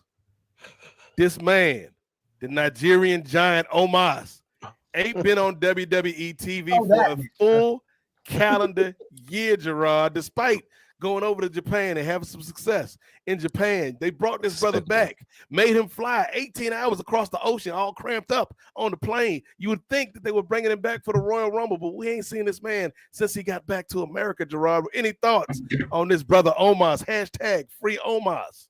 Despicable. Like, man was cooking in GHC at doing his thing over there as the champion, tag champion, and to prematurely end that run prior to the Royal Rumble for the sake of not bringing him back, not having a Mania match. I get wanting to have all your toys in the bucket because of the injuries and everything, and so you might need to put some pieces in there, but you have plenty of people in NXT and on the main roster who want a spot and deserve a spot. Omos deserves one as well, but he was grinding over there in Japan. Let my man cook. Send him back to Japan. Let the people love him because they see a tall brother. They say, oh my God, let the brother get his love. Let him get his flowers. Streamers, if you will. He'll come back from Japan, a whole new man. Start hitting her Karanas off on people. You never know what you might get out of it. So just get a man some time to cook over Japan. What you doing with the brother? Why are you trying to harp on the brother getting better? Like why are you bringing him back to do nothing with the brother? Yep. Like that's the disrespectful part to me. It's like if you had an idea for him, that's one thing. Even if you were like, well, Omos, we're gonna bring you back and we're gonna send you down to NXT for a little minute.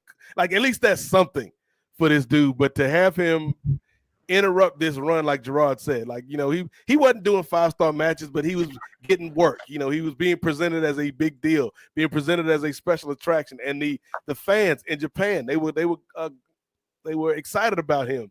And so, Chris, I know, you know, people that listen to you over the years, they know you have been somebody who has had disparaging words for this brother's ability in the ring, not as a person, but for his ability as a performer. Right. But even you, I'm sure, even you, Chris, know they doing him dirty with this situation. Right, yeah, because I my whole thing with any wrestler is just I want to be able to watch you and be confident that your style of wrestling isn't going to hurt the person that you're wrestling. And there was just way too many times where I saw Omos wrestling where I thought that if one thing could have happened that could have hurt somebody. But I think he was starting to, you know, hit his stride, especially when they shipped him to Japan. You can't, Omos is a guy that you can't overuse. You do have to use him as an attraction. And that's where you're going to get your most mileage out of him. You got to kind of use him like they used the Undertaker in the 90s or the Andre the Giant back in the 80s. I'm gonna give you another example, Chris, because there's probably somebody out there listening or watching that's like, you know, well, Omos ain't Undertaker, Omos ain't Andre the Giant, whatever. But I think an example of somebody who might be on par with where Omos is now in ring that was used effectively as a special attraction back in the 90s was 911 in ECW. Oh yeah, right? yeah. Well, like, whenever he showed, like he wasn't on the shows all the time, but you know, somebody say something out of pocket, and the lights would go out, 911 would come out, and you know, he just gonna choke slam you, hit you with a big boot, something like that, and he was over. And it's like he didn't have to do a whole lot, but because of the way he looked and his physicality, you can get him over. And I think you could do the same thing with a guy like Omos. Right, yeah. I mean, they did that with like Sandman for years in ECW too. It's like you kind of have to showcase what this guy's strengths are. I'm not a big believer in like, having a guy on the roster and just having him take up space and collecting a check, and not doing anything with them. Now, if Omos is cool with this, if Omos is cool with like, hey, I'm signed to a contract and I don't have to do anything and I get my money and I'm happy with it, then get your money. I ain't saying anything. But I know this was not good enough for Mercedes or Ricochet or people like that. There are some people that take the art side of this seriously. I don't know where Omos's mindset is when it comes to this kind of thing, but it is a little disheartening to just kind of watch him just kind of like bounce around and just not do anything, man. Because I'm sure a company somewhere could find something for him to do. Yeah.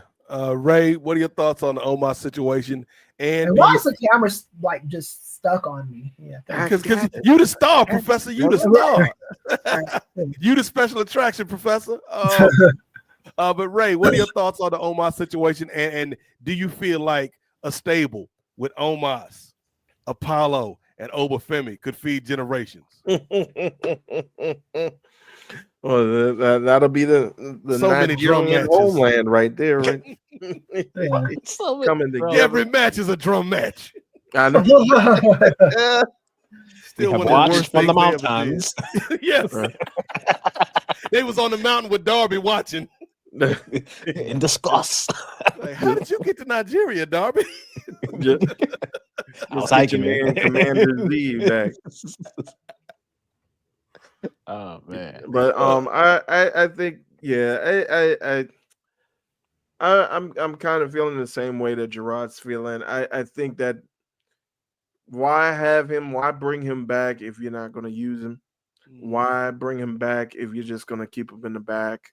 And I think I put it in our little group chat. They had the audacity to put out, I think, a couple days ago, the YouTube video that said the 10 giants, top 10 giants at WrestleMania. And guess who was on the thumbnail? Your boy, Big Jordan was on the thumb, but you're not using them. You're not doing anything with them currently.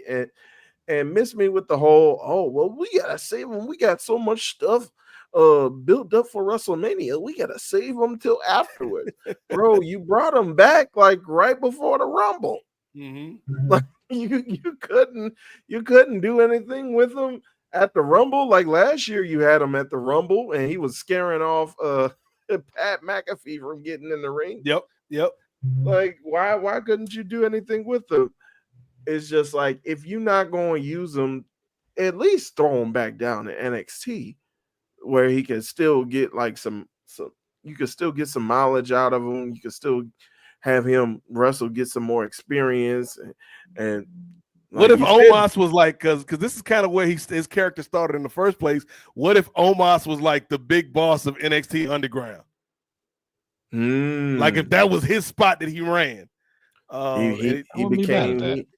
He went from the bouncer to the big boss. Yeah, like he went from keeping people out of the club to now it's his club. You can't get in. Right. But yeah, the audacity of them to use him for that top 10 giants race. Like, come on. You ain't Slick Paul. You ain't Slick Hunter. I don't want to hear that last minute excuse, because my first WrestleMania had to be Omos and Brock randomly. And they built that up in like a couple of weeks. Yeah. Oh, he's big. I can't get past him. Oh my God.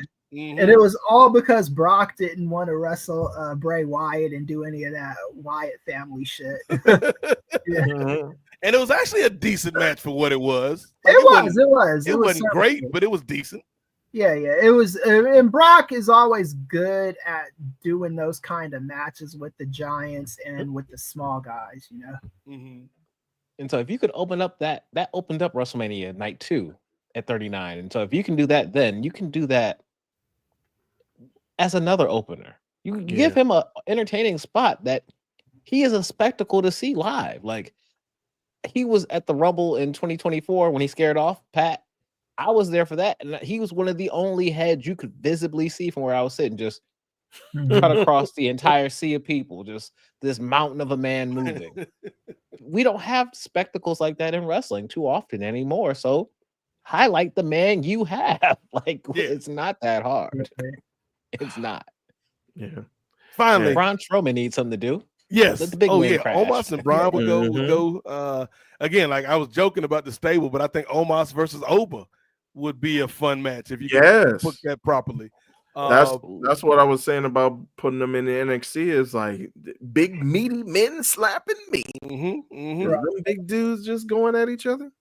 But and you inadvertently gave me a segue, Ray. And last topic of wrestling that I want to bring to the table, fellas. Speaking of slapping meat, let's talk about Charlotte Flair's DMs. And one Ludwig Kaiser on these streets, and you know, again, me and the nephew were talking the other day, and I was like, I can't believe, like we always know they book these women's matches at Mania poorly, and the match like has to outdo the booking, and it does on several occasions. But I can't believe I'm in a place where Jade and Naomi has been way better built than Charlotte and Tiffany. And so what you think of the promo the other night, Gerard, and this whole program that we've had so far between Charlotte and Tiffany? For one, I'm gonna need you to put some respect on Naomi and Jade, because them sisters have had that story going for a while now. Naomi, hey, proceed with caution. She doing her thing. Jade trying to be the strong. Let them women cook. Because we got some spoiled milk on the other part of the show. Like, it's just spoiled. Like, I don't want to, and I don't mean that. It's just milk toast. It's dry, plain, boring milk toast. And to me, this was coming down the pipeline. This is what you get. This is what you get when you don't plan a babyface turn for Tiffany Stratton.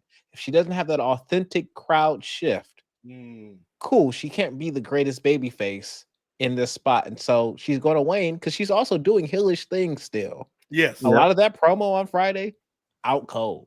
Yes, just dragging people business all up in the streets. But when you bring your stuff to Sherry Shepherd and all the other interviews and whatnot, it will come back to bite you too. The fact that she throwing up records talking about, oh man, you following in your daddy footsteps for real. Oh, and 3, that's crazy. Like, that's some crazy lines in that promo, dragging people's personal stuff out there. But the fact that we had to go there that far, and like, this is now people starting to say, hey, this is kind of like exciting. That's kind of sad that it took this long for your program to hit that hard. That you have a Rumble win behind you. You have a strong up-and-comer behind you in this program. You just didn't do it right. And to me, it's the problem with Charlotte and her babyface run. She's not meant to be in this spot right now. No. I did feel kind of a way after watching that, because I don't watch Sherry Shepherd on a regular basis. But look, man, I don't like. Did Charlotte Flair do the Sherry Shepherd tunnel? Like, was that a thing that happened? I'm not sure, because I only saw when she was on the screen, because my wife was watching it. I don't like I mean, when she was talking about that on the Sherry Shepherd show, you could tell that affected her, right? And it was probably a little therapeutic for her to talk about it with Sherry Shepherd and kind of get it off of her chest. And then for her real life event like that to be used as professional wrestling fodder for some bullshit angle that's not even that good is a little part. Yeah, it's a little disheartening. I just can't ever get with that shit. And it was a situation where it wasn't like she really necessarily wanted to talk to Sherry Shepherd about it. This was something that people found out about. And she was, instead of letting the story and just ignoring it like it's the pink elephant in the room, and just hoping it goes away on its own, she went to a platform where she felt comfortable talking about it. and she addressed it, and then in typical Vince McMahon fashion, they take this thing that happened to her, make fun of her other 2 divorces, and just kind of made this thing pretty disgusting, right? This is the ugly side of wrestling. I really didn't need to see that. Charlotte, I'm not a fan of her as a wrestler, but she didn't deserve that shit. Really? So you're not a fan of Charlotte in terms of her performance? Yeah, I'm not a big fan of her. Just her right now. She's just not intriguing to me. Her heart's not in it. And her heart's probably not in it because of this divorce and shit she's got going on, right? Man, it's like, you know, it's just I'm not faulting her for going on Sherry Shepherd's show talking about it, because again, it was probably therapeutic for her to do it. But at the same time, it's like, you know how trash wrestling fans are, man. It's and you know how, like, I don't know if Tiffany Stratton was instructed to do this shit or not. Maybe she was instructed to do it and didn't really feel comfortable doing it, so she was throwing shit at the walls to see what stuck. But you know, this should not be. I guess according to Meltzer, Chris, it was off script, but you know, take that with a grain of salt. Well, it's I typically believe Meltzer when it comes to that kind of stuff. I believe Dave. I don't believe these damn wrestlers. Right? Like, what they telling them? Because I've met Dave a couple of times, and he doesn't strike me as a I know Chris people, and Dave went to In-N-Out for some of them premium milkshakes. Yeah. No, I wish we did, but I did chill with him in VIP at one of those wrestle. Okay, big dog. What's it called? What's the WrestleCon? Wale Mania. Wale Mania. David Wale Mania is a sight I need to see. Oh yeah. He is real cool, man. And I also met him at the very first All Out show. Okay. You can see that I have the picture of him with him. It's me, Pillman Jr., Dave Meltzer, and Brian Alvarez. Okay. I chopped it up with those guys. I'm imagining Dave Meltzer at Wale Mania is like Warren Beatty and Bullworth back in the day. Right. Yeah. What's up, cuz? Yeah. Well, that was the thing too. Wale was asking him a bunch of questions. They were they had a good conversation on wrestling too, man. You find out Dave Meltzer will feature on Wale's next mixtape. Right. Yeah. I don't think Dave Meltzer is one of those trash wrestling journalists. Does he get things right all the time? No, but I don't think he's out there purposely actively putting out like wrong shit. Dr. Chris, I love you, but he posts Featherstone. You don't always post the most accurate shit, my dude. It's just you gotta stop doing that. That's why we don't even do that scoop shit on our show, right? No. We get, it's not like we never get stories fall in our lap, but that's not our place in this wrestling media landscape, you know. No. So someone tosses some bullshit to me, I'm just gonna, you know, hey, give this to Andrew. Hey, Andrew, investigate it, and you know, that's it. You know, Ray Williams, talk about this milquetoast feud between Charlotte Flair and Tiffany Stratton, and then Ludwig Kaiser out here catching strays, and then we got our boy on these streets, Lenny Williams. Girl, you know I love you. Andrade hitting the public happy birthday tweet. Man, fighting for his family, Ray Williams. There's a lot going on these wrestling streets on the road to WrestleMania. But what do you make of the program specifically between Charlotte And Tiffany, and to Gerard's point, I think he brought up a really good point. Neither one of these women is a true baby face in this. So it's like, who am I supposed to like out of these two unlikable people? Yeah, I totally agree with that sentiment. I thought it was good trashy TV. It's like a good episode of Jerry Springer, boy. Good episode. Ray Russo over here. If it was good trashy TV, I would have appreciated it a little bit more, you know. I thought it was bad. Like good trashy TV on wrestling was when Matt Hardy and Edge were going through their bullshit, and that was real, yeah. Yeah, and it wasn't. It didn't. They seemed more into the storyline part of it. Yeah. Charlotte just seemed like a woman that just didn't want to be the fuck out there, man. Right. That's what made it bad to me, you know. Yeah, it's a shame. I just knew too, like even before SmackDown aired, when I heard about the clip with Charlotte on the Sherry Shepherd show. And by the way, Brother Nate, you're thinking of the Jennifer Hudson's show. Oh, the J Hud show. Yeah, they got the I ain't never seen a second of the J Hud show except for when Anthony Mackie was on there because I had to support Captain America. You know, I'm on the payroll, as Gerard knows. But I ain't seen a second of it, but I know them damn spirit tunnels be killing it every time. Mm-hmm.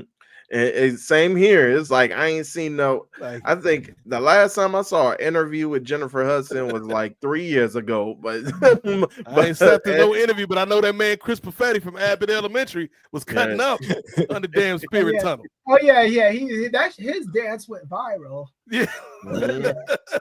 It's like Chris Perfetti. Like this brother is single-handedly working his way into the cookout. Right. Yeah. Yeah. But I just thought, like, in my head, even when I kind of watched a clip of that interview, I'm like, man, it's like she like you were saying, Chris, it's like she's putting her heart out there and she's like discussing something and making herself vulnerable, and she's talking about how this is like the worst fear that she would have, to be known as like somebody being a chip off the old block in that way, in that aspect, as far as like having failed relationships, and how she's like how that is her biggest fear, and how she is trying to like grow from that and trying to be a better person from that and not letting that fear take over. And it's like that particular aspect of Charlotte, or that particular aspect, I should say, of I forgot what her real name is, but Ashley. Like that is something that's relatable that I think like fans didn't really have a grasp on before. But with this character of Charlotte, it's like, especially with that crowd was unforgiving in Chicago to her. And so I just think I think things kind of got overboiled. And I think too, also taking into consideration, like when people were saying how Charlotte was kind of getting the best of Tiffany Stratton on the mic when she was kind of talking over her and belittling her a couple weeks ago, and then when she was doing the Tiffy as Stratton was laid out. And so it is kind of like, I think Stratton was like, I got to find a way to get my lick back. Right. And like you were saying, Gerard, it doesn't make either woman look like a good guy in this, because it's like you're going to talk all this crap, Stratton, and then roll out the ring and slide out, try to ease out and slide out like a dastardly villain. Like you're not, especially after you had the folks cheering for you. Like I could see if you turned it around at the end and say, like, not go too much, or even if you went like deep into that stuff where you're talking about how she's gonna not up to the point where she said how she's gonna be alone or whatever, but just saying, hey, you're chasing your father's record, you're still second best to your father, you're gonna be second best to me. I'm gonna put it all out there. You keep belittling me and thinking that I'm less than. I'm going to show you why I am the new thing. I'm going to show you why I'm the best in the world. I'm going to show you why it's Tiffy's time and not Charlotte's time anymore. You're the old guard. I'm the new guard. So I could see if she went in that direction, but again, she went into like the trashy, like calling people out and then saying, "Oh, I think she dropped the S bomb too in there." Yeah. And then Charlotte, I think Charlotte, I don't think she's a good heel as far as like. You don't think she's a good heel? No, I think because if she was a good heel, she would have took advantage of all the boos. She would have took advantage of the people coming down on her. I think she likes to play the arrogant, cocky heel, but I don't think she likes to be the one that gets disliked by everybody. And I think that's why she gets taken aback by, especially when she initially came back. I think that's why she got taken aback by the crowd. And so I also think that she wasn't able to take advantage of that, because if you're like a true heel, you're able to take advantage of that. That's what heels want. I'm gonna defend Charlotte. When did I become the resident Charlotte? But I gotta defend that. Like the wrestling industry is not exactly an industry that lends itself to successful marriages. I mean, yeah, there are people that have stayed married. I don't know how successful the marriage is. You know, Vince McMahon and Linda McMahon have been married for decades, but I mean, come the fuck on. Shout out to our Secretary of Education. Right, yeah. Lord. And then, as you know, Ric Flair had his issues. I mean, some marriages work and some don't. It's even Ricky Steamboat had a couple wives, man. That's Ricky Steamboat. You're a family man, right? Yeah, family man, dog. yeah. Only wrestler who's not hard to understand, Chris. Yeah, I know, right. The Ricky Steamboat the Dragon, man. Yeah. But I mean, it's she should not have been put in this position, man. And I don't think her not being able to improvise on her unsuccessful marriage is a stamp on her bad at being a heel. I think is not how many people can do that shit. Be honest, man. Like how many people, you know, if it was a marriage that you tried to make work and you got, there was always rumors about Charlotte and Andrade. Andrade. Action Andretti. There was like he was like, don't put my name action for real, dog. Yeah. But there was always rumors of them always being on the cusp of divorce and stuff like that. They somehow managed to work it out. There's a lot of layers to their relationship, right? Charlotte is like the golden child when it comes to the women's wrestlers. Andrade, there's always rumors of him complaining about his spot in wrestling, whether it's AEW or WWE. So that might have taken its toll on the marriage. Who knows what happened? But I don't think it should have ever been reduced to some wrestling shit. I just don't think that. I will criticize Charlotte. I will say, yeah, she wasn't on the fly with it. I can't say it speaks to her prowess as a good wrestling villainess, because I just don't know how many people would have been comfortable doing that. Well, Chris, I'm trying to take out the whole attacks from Tiffany out of the picture. And I'm just thinking about that crowd was on her from the start before Tiffany even said anything. And so I'm looking at it from that perspective, whereas even before Tiffany said anything about Charlotte, her trying to have command over the crowd. And so that's what I'm thinking about. And it's like the biggest thing that you can come back with is once Tiffany Stratton like messed up on the line, and it was like, "Oh, you're stuttering, Tiffy. Oh, Tiffy. Oh, you got a high pitched voice. Oh, I couldn't be the." That's the best you could come up with, and you're supposed to be the queen. You're supposed to be on the cusp of history, and that's like the best you can come up with. Like I don't take anything away from her physical prowess and what she could do in the ring. Yeah. Like I do think that she is a generational talent in that aspect, especially considering women's wrestling. But like when it comes in, it's not even this promo. It's just like she always resorts back to like she's not pretty good at arrogant, spoiled brat.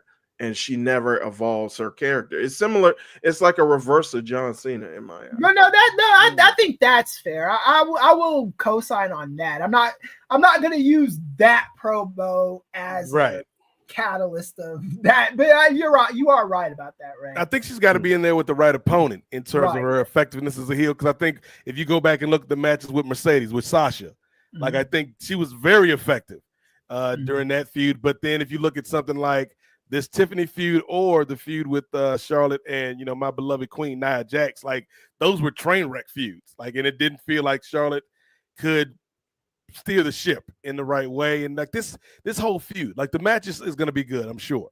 But in terms of the excitement to this feud, as Gerard said, man, like you compare this to what Naomi and Jade are putting down, and it's night and day. And you would think that being a secondary feud, a secondary program, that would not come off as good as one of your main event programs with Charlotte and Tiffany, and it's night and day, man. Like Jade and Naomi are blowing them out of the water.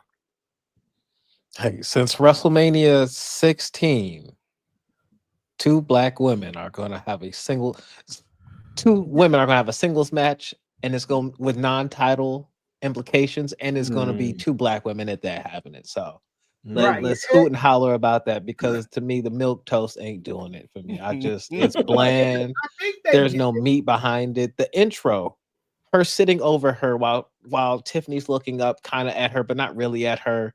Yeah, there's never really been anything. I think we need to just hit the red alarm with Charlotte after this Mania program. Spartacus, stripper, like her, like they were going to do to her father. Just shave a ball. Do it to her. No. I ain't looking like a white door Melange. Let her have her. Hey, whatever she want to do with her hair, do with your hair. I ain't gonna do that. I mean, looking like a Caucasian Dora. We ain't seen her in Wakanda. But hey, Charlotte, if you want to do another black talk show, come on over to the end. She's making the rounds first. Sherry Shepherd. I will go easy on you. I'll make sure Ray isn't here. Then Jennifer Hudson, then us. Yeah, and we will give you a softball interview. Yes. And whoever you need us to paint as the bad guy, we will do that. I will do that. I promise you. Just keep Ray away from the show. Part of the bad guy is the booking.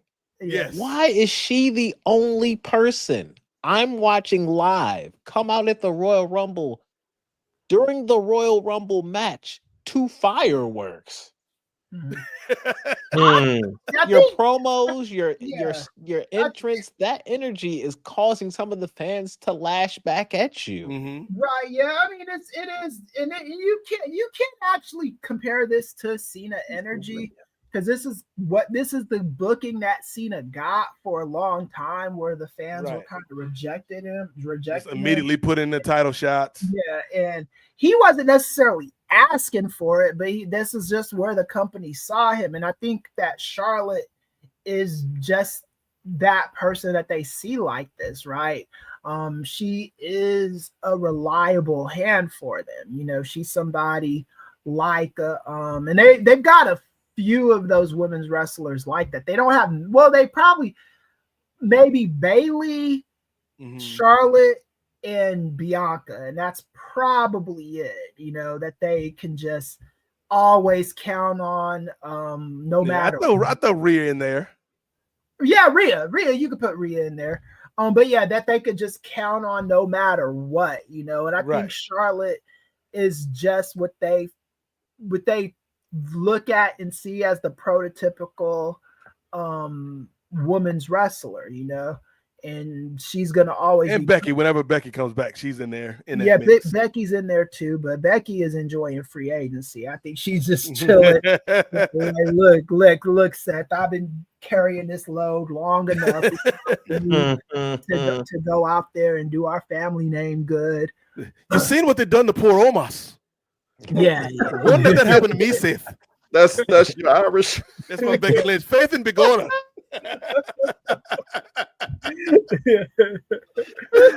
There's no pot of gold at the end of this rainbow, Seth. Right. Yeah. Sorry, Becky. Just break out. I don't All think the stereotypes. when is the last time a professional wrestler, male or woman, have sat in free agency for as long as Becky has, man? She's been chilling for a hot minute, not signed to anybody, She got money already. Right, yeah. That is so, true. I mean, The business needs her more than she needs the business at this point. right, yeah. And then she still got, her daughter. I think she's content. Yeah, And she's been doing small things here and there, like outside, like interviews. You see her doing and stuff on TV. like, She was kicking it with she's Joe still Biden. getting a little coin. Yeah. You said she was kicking it with Joe Biden. Oh yeah, she was. There, if you could Google it, she was in pictures with Joe Biden. You really could have used my help on that debate, Joe. I'm very good at speaking. Nah, you sounding Scottish, bro. That was a little Drew McIntyre snuck in there. It's all CM Punk's fault, Joe. Right. Yeah, you just went full Scottish there for sure. Yeah, I did. You really did. I lost it a little bit there in the middle. Just Right. I'm still I got that jet lag from the European tour with the WWE, Gerard. I'm like, is that Becky or Piper Niven? Yeah, I do love Piper and Alba as Chelsea Green security. Like, I think it would have been better if Isla was with him because, y'all ain't need to fire Isla. But I think they really didn't. Alba and Piper are really good with Chelsea. But any final thoughts on wrestling as we head towards WrestleMania, fellas, and as we head towards the impending debut of Ring Theory, the proper debut? We did an episode 0 a few weeks back, but Ring Theory will be premiering around or after WrestleMania. We haven't nailed down those details yet, but I'm actually looking forward to WrestleMania this year, Gerard. What about you, brother? I am looking forward to it, and I know we harped on Charlotte a lot.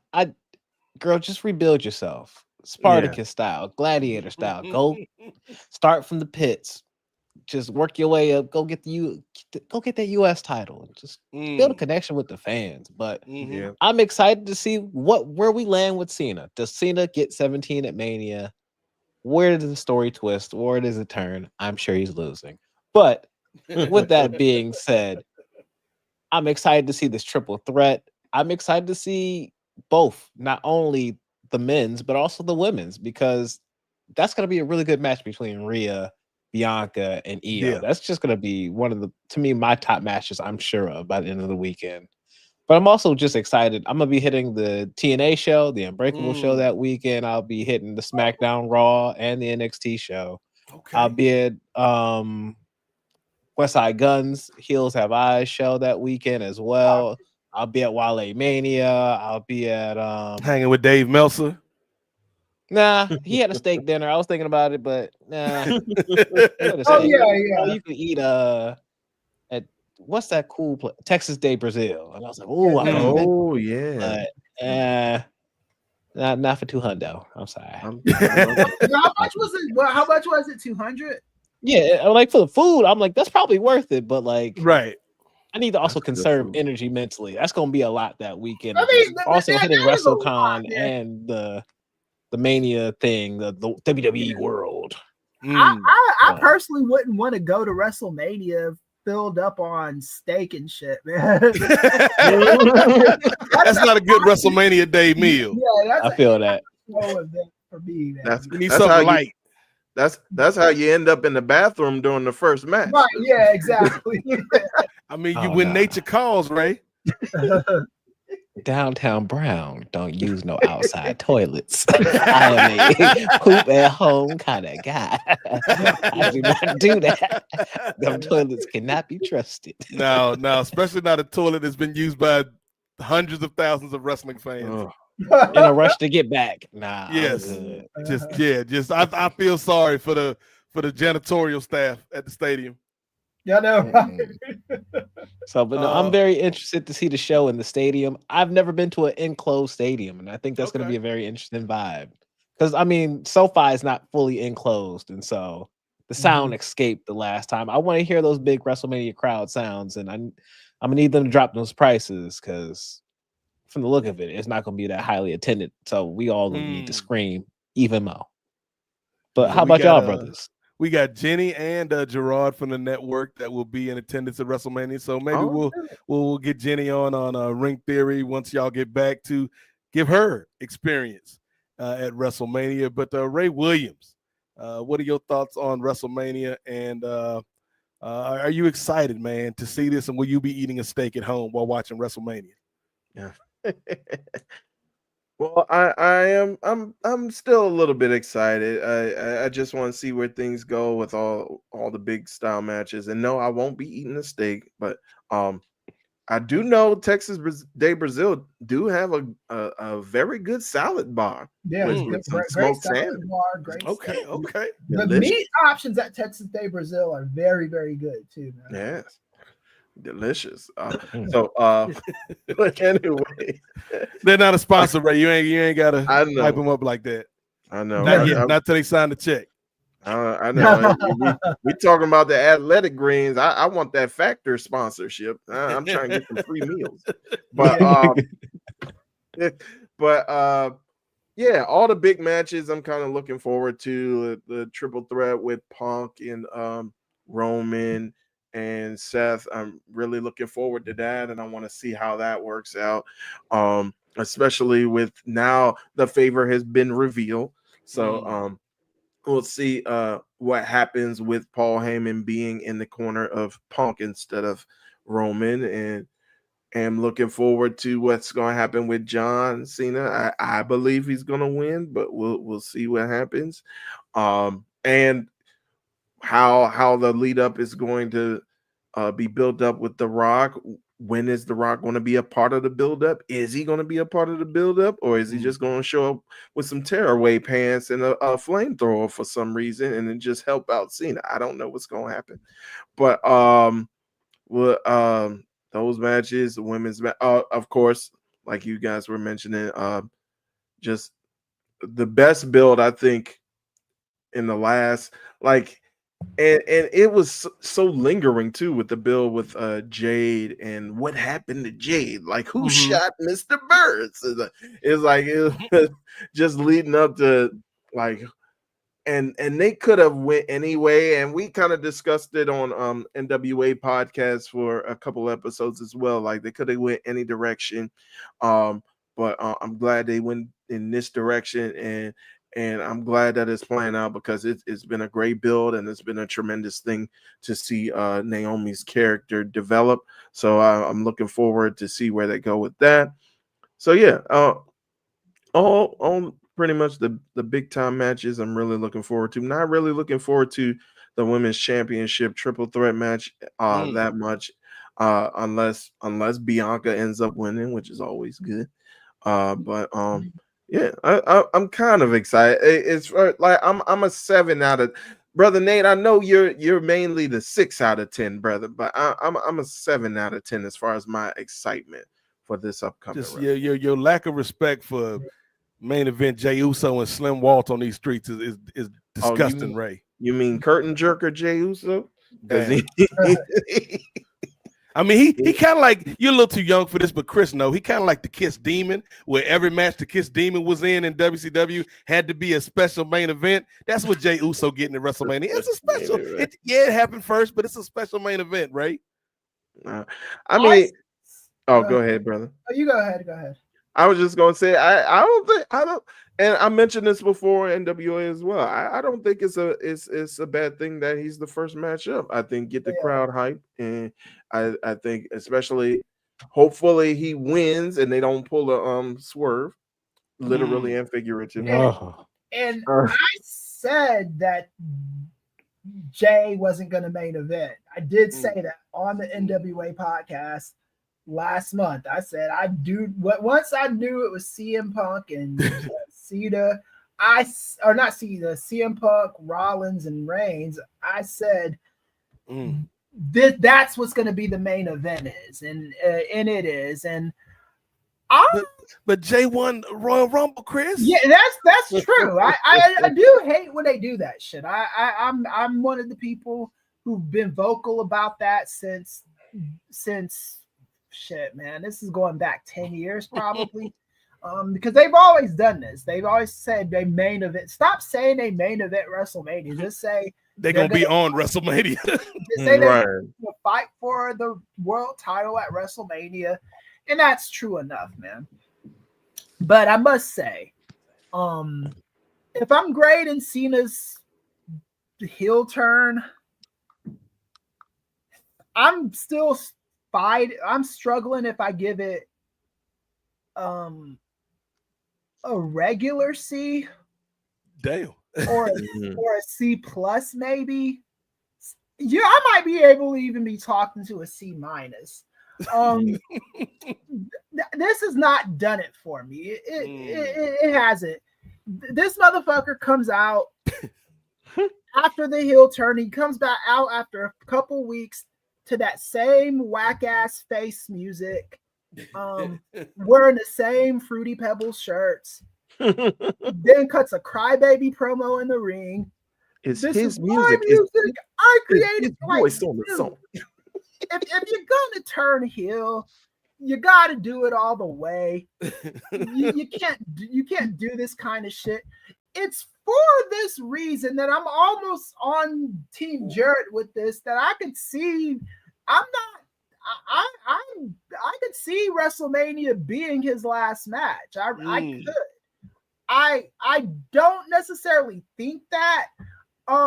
But if it happens, I won't be surprised. If that's his retirement match and he just turns face at WrestleMania, because this heel turn has just been fucking whack as hell. It hasn't been good.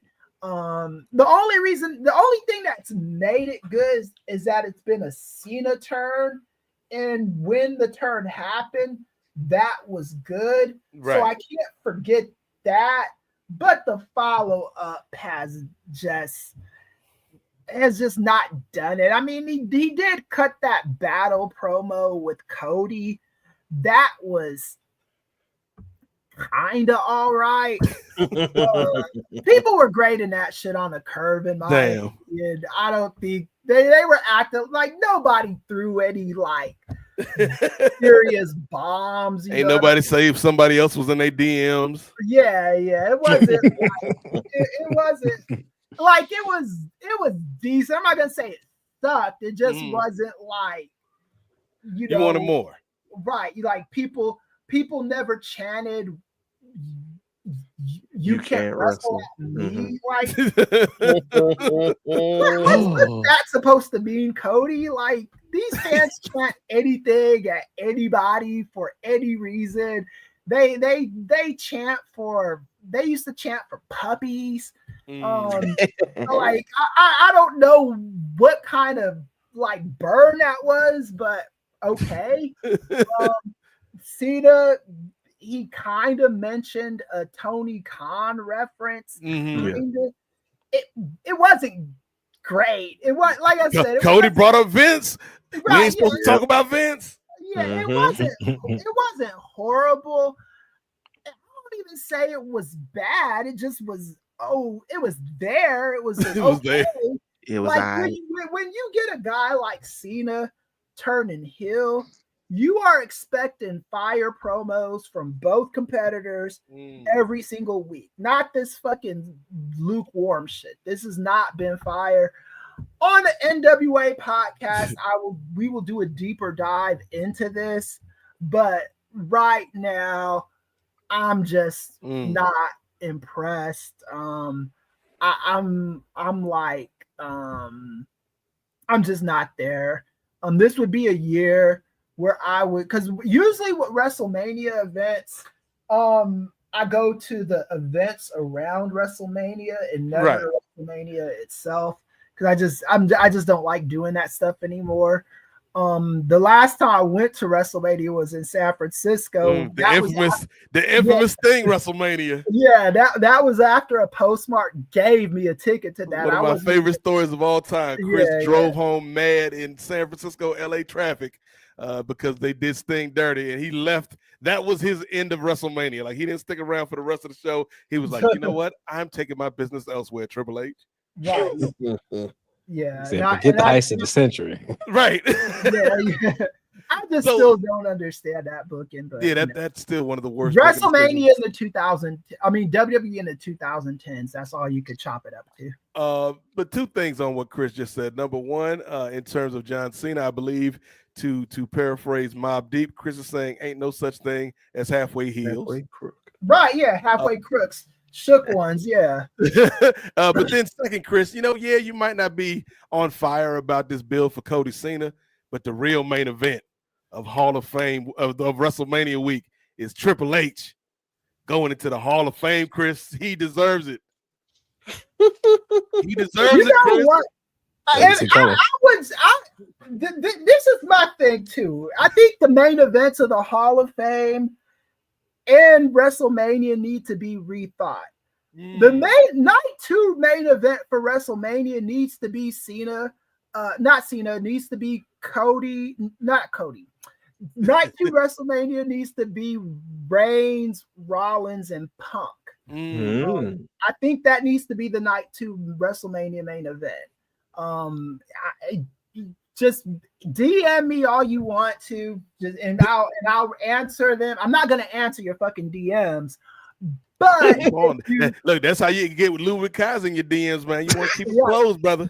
But brothers on the streets right now. I will answer them on the show. I will answer them on the show if you guys send DMs at me like you love to do. I'll even check my Twitter DMs. I'm not even on that thing that much anymore. But if you send them, I will check them and I will answer them on Saturday or Sunday when we do the show. I think that if John Cena's gonna win that match, then I think that and I could see them doing some screwy shit even in that 3-way match also. So I don't know. Chris's final statement on WrestleMania. I don't know. A ringing endorsement if I've ever heard one. But yeah, we are definitely going to be wall-to-wall covering WrestleMania, not only with, like I said, Gerard and Jenny will be on the ground in Vegas, but we got the NWA podcast coming up on post, and then the proper debut of Ring Theory here on the Nefarious Media Network. So we got you covered, ladies and gentlemen, when it comes to the greatest spectacle in professional wrestling. But until then, we are going to close out this edition of the Kings of Sport. Gerard Downtown Brown, what you got to promote for the people, man? Literally, I'm about to wrap it up and drop my John Cena win or lose video tonight. So, Hey. And I'm also dropping a video later tonight as well that's already done. I just got to make sure the audio is right on that. Just a little quick Dynasty review, because just diving deeper into the other matches and then surface level, and then talking more about my feelings about Swerve and why he should have won that match, because it just we tearing people's characters up. Like, don't put the stakes of the Willow Nightingale thing on the line to have the man look like a fool. It's just time for that Death Rider stuff to ride off into the sunset, man. By the bitch ass Young Bucks too. Excuse me. He already bodied them in literally blood and guts, and they had staple guns. Like, I don't want to hear it. Like, get out my face. You're recreating Revolution 2021 with Hangman and Omega against the Bucks. Yes, you're just switching it with the black man, and it's this is good enough as a title match. It's not. Like, give the man the world title match, dog. DEI Omega. Ray Williams, speaking of DEI highs, I feel is producer Ray Williams in the building. Ray, anything you want to promote? SPF Extra finally up on the Patreon for ladies and gentlemen. If you want to check that out with Ray and Brandon from New Jersey.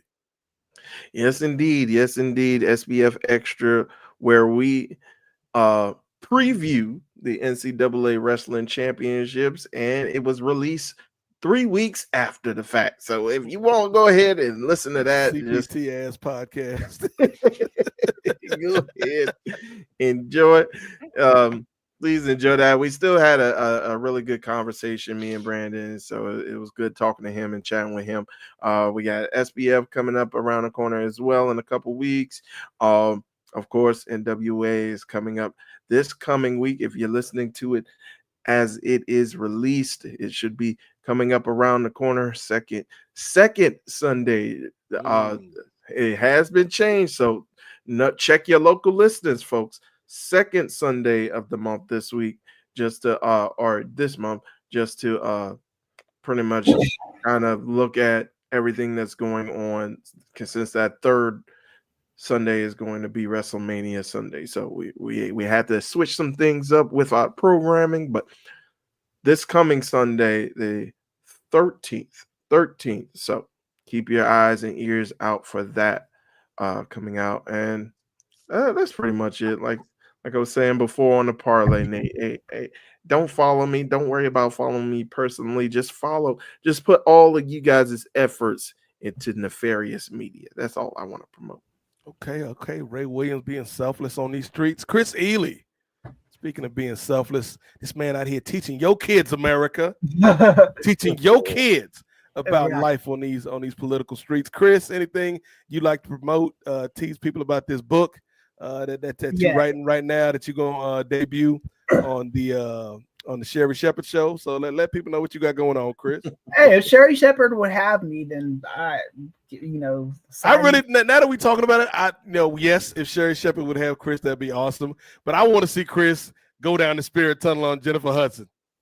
Yeah, we'll see about that. Just the cast, the crew members. Just, can we rock? What's up, Doc? Can we rock? And then Chris doing whatever Chris's move is. I don't know Chris's dance moves, but Chris doing whatever he got to do to get through the spirit tunnel. That would be quality television. Right. And I can't afford to be as altruistic as it's Ray this month, because I got bills and stuff that need to happen. The stock market is in shambles with these damn tariffs. So I like I've said earlier, and I'll announce it again on the NWA podcast when we have a bigger audience. I do have a literary agent right now. So she's working out all of my deals as far as my bookings and stuff. She's like, so I don't have to stress on when this book is coming out anymore, because she's gonna, all I have to do is write the shit and we send it to the publishers and get it, whatever, right? So right now she's working on a publisher deal for me. I don't have to do that stuff. But so just look out for that book to come out. I'm hoping this year, but that's not my job anymore. That is my Bridget, that's my literary agent's job. So I'll let her handle it. And buy the book when it comes out. I am doing a chapter, Ray. You might be intrigued by this. I am doing a chapter, working on it right now, on how the UFC has turned into a breeding ground for MAGA. I've got timelined evidence of this shit that I'm going to put in this book. I might write a precursor article on my Substack about it, but it's very, very intriguing, and they've been going this way for a little while. So just look out for that in my book. And it's about political illiteracy, learning the wrong lessons. Still working on a title. We have a working title right now, but we don't have an active title. Follow me on Substack. That's free. I'm not putting anything on Substack behind the paywall right now, because right now My agent said the most important thing is building up my email list. So that's what Substack is for. Once I become important enough to have a paywall, I will do that. And then on Medium, I had to leave one of the publications on Medium because they our morals became start competing with each other. I didn't agree with the direction they were going, so had to leave that. So I'm back to independent on Medium. So just follow me on Medium, and just pretty much Google me, and you'll see all my shit, man. I'm on these Google streets. So okay. Y'all check out what this man Chris Ely is doing out here, man. Keep your eyes and ears peeled for this book that this brother is writing, as I'm sure will be informative. Chris already knows. The Substack is called the Thinking Class Report with Professor Ely. So and Chris already knows my proposed title for the book is the same as the proposed Chris Ely political podcast, The Fuckery. Because that's what all of this is right now, Chris. It's just the fuckery. I will come up with the title with that word in it, but not as my debut book. Right, that can't be the first book out the gate. You can't take that to Sherry Shepard off rip. Just we're here with the Chris, and your book is that's what your book is entitled, Professor. Right, yeah. No, set the streets on fire. Yeah, like they ain't ready for that, Chris. You would certainly make a statement. Right, your first book, man. But I believe I do have to say this too, Nate. Yes, I did tell my agent, like, I asked her, can you secure me a 6-figure advance? And she said that's a little much, but we'll try. Okay. So she's at least thinking about trying. If I get the 6-figure advance, I will brag on it on all of our shows. I will say that, and there will be coast to coast parties celebrating. Be doing it big. Right, yeah. This man Chris said yesterday's price is not today's price. Right. Talk to me nice. Yes, if Chris I'm telling you right now, not to spend Chris's money, but if Chris get this advance, we might do some redecorating here at the Nefarious headquarters. We have to at least consider it, man. We have to consider it, and we have to start putting some of the money has to go to the show, right? Actual shit. Somebody got to pay for Ray's Lexus. Right, yeah. We might have to downgrade the company car a little bit. Yeah. You better get used to a Honda Accord, brother. Right. Yeah. This Lexus lifestyle is fleeting. I'll get you a Kia Optima. Okay, there you go. Get you a Kia Optima, Ray. I don't know if I can fit in the Kia.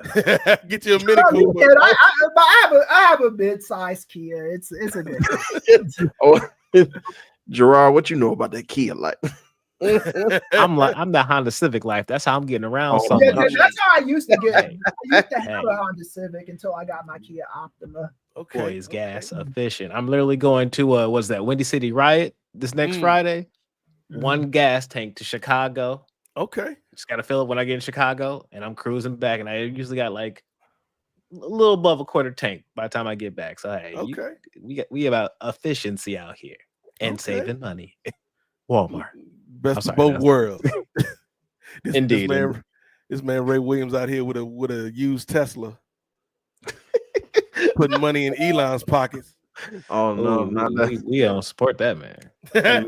Look, Trump don't support him either now. He's like, oh yeah, Elon's got to go back and focus on his business. Get out of here.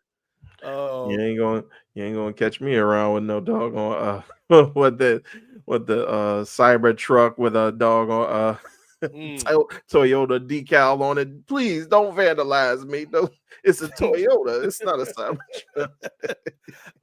But that's gonna do it for this edition of the world's most dangerous sports show, the Kings of Sport podcast, episode 320. Paige Bueckers finishes her story, is in the books. Again, shout out to the UConn women's team as well as South Carolina for getting to the championship game, and salute to both of the men's teams tonight. Again, congratulations, or I'm sorry that happened. Either way, Houston and Florida. But for more from me, you know where to start. Nefarious Media. check out the Patreon, patreon.com/Nefarious Media Network. $5 gets you in the door for over 300 hours of audio and video. Talking about sports, politics, pop culture, pro wrestling. Like I was doing some editing the other night and going back through some of the older shows that we've got on the Patreon, like Keep It 100, the series Brian Mann and I did for Post Wrestling, the archives. We acquired, the masters. It's like I'm an artist. I got my masters back. With Keep It 100, it's up on the Patreon.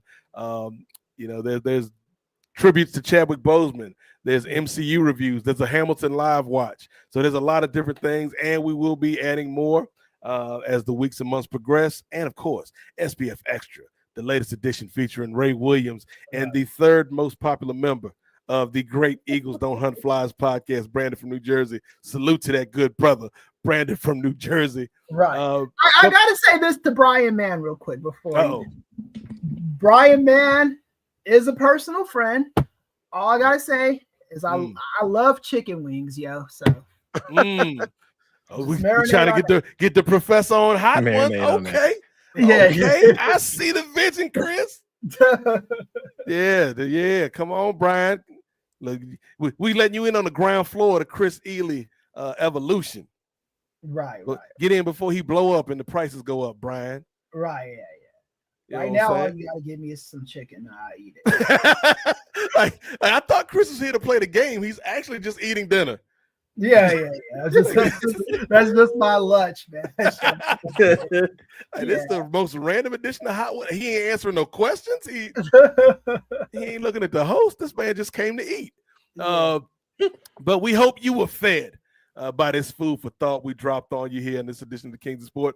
We'll be back, as Ray mentioned, Sunday over at Post Wrestling for our WrestleMania preview.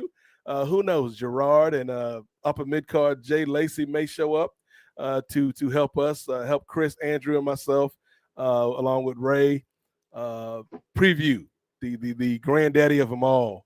I think that was Starcade, though. To preview WrestleMania. Let's just put it that way, Ray. And then for everything else Nate related, at Nate Mosaic on Twitter. Check me out on or check us out on Blue Sky. I'm also on Blue Sky at Nate Mosaic 757, and the Nefarious Media Network is on Blue Sky as well. And I think we're still on TikTok, even though we don't really be posting to TikTok like that. We'll get back on that. We'll get back on that as soon as Ray gets Diana Taurasi on the show. So he's got a couple things on his plate. But that's going to do it for this edition. We'll see y'all on Sunday. If not then, we'll see you the following week here at Nefarious Media. So for Gerard Downtown Brown, it's cold in the D. Cold. Too cold Scorpio, ladies and gentlemen. One of Chris's favorite vignettes from WCW, Too Cold Scorpio and them random ass kids. Right, yeah. I think the funniest thing about that Too Cold Scorpio video is the kids are like, we skipping school to go to the arcade. And he doesn't go, the arcade? Why are you doing that? He's like, y'all skipping school to go to the game room? Like, that is just an old ass way to say arcade. Going to the game room. What you gonna get a kid? Some ginger snaps, Too Cold? That's a great discussion you missed, Chris. Ginger snaps, objectively, in my opinion, the worst cookie out of the cookie. Oh yeah, my wife loves them. I hate them. Yeah. I think because Ray love them. I think you either love them or you hate them. Yeah, maybe I'm a prisoner because my mom liked them, and so I ate them as like, oh, it's the only cookie in the house, I guess. And I want some sugar. Like ginger snaps is like that's like an older person's cookie. Right. Yeah. Just ginger snaps. Like, yeah, that's good. Oh, why? Some Werther's originals. Straight. Don't sleep with them, Carmen. I ain't gonna front. The Werther's originals do go kind of hard. Right? Yeah. That's like I used to love back in the 80s and 90s, and I know y'all feel me on this. When you would go with the old people's candy jar, and it always had like butterscotch on it, and those strawberries. The strawberry that's wrapped like a strawberry. It was wrapped like a strawberry, man. And they'd always be like, "Want some candy, baby?" Got them church candies. Yeah, the church candy, man. I miss those days, man. Shit, my grandma's birthday literally had that candy. It would just magically fill back up, man. Yeah, it was like you leave. And all of a sudden, there'd be more candy there. It's just like it never ran out. Be that random lime candy that never quite tasted right. Right, yeah, the lime one, the butterscotch one, and the strawberry one. Yeah, the strawberry one came in clutch though. I ain't gonna lie. Yeah, that was good, man. I like. You ever see one of those candy jars where it had no wrapping color? It was just a bunch of colors. Yeah, And Right, wrapping. You like, I don't know what I'm about to get out this jar. I don't know how old this might be. just random candy that's been passed down through the ancestors from generation I to know, generation. right? Directly from the ancestors. Like what in the Wakanda are you giving me? This Simple as eat this strawberry candy and inherit the powers of the Black Panther. Yeah, we got to do an episode on that one of these days. I think there's like a genre of like older people food, like Right. ginger snaps and Werther's Original and like that kind of candy and like I was telling Ray, my dad been on this 100 Quaker 100% natural.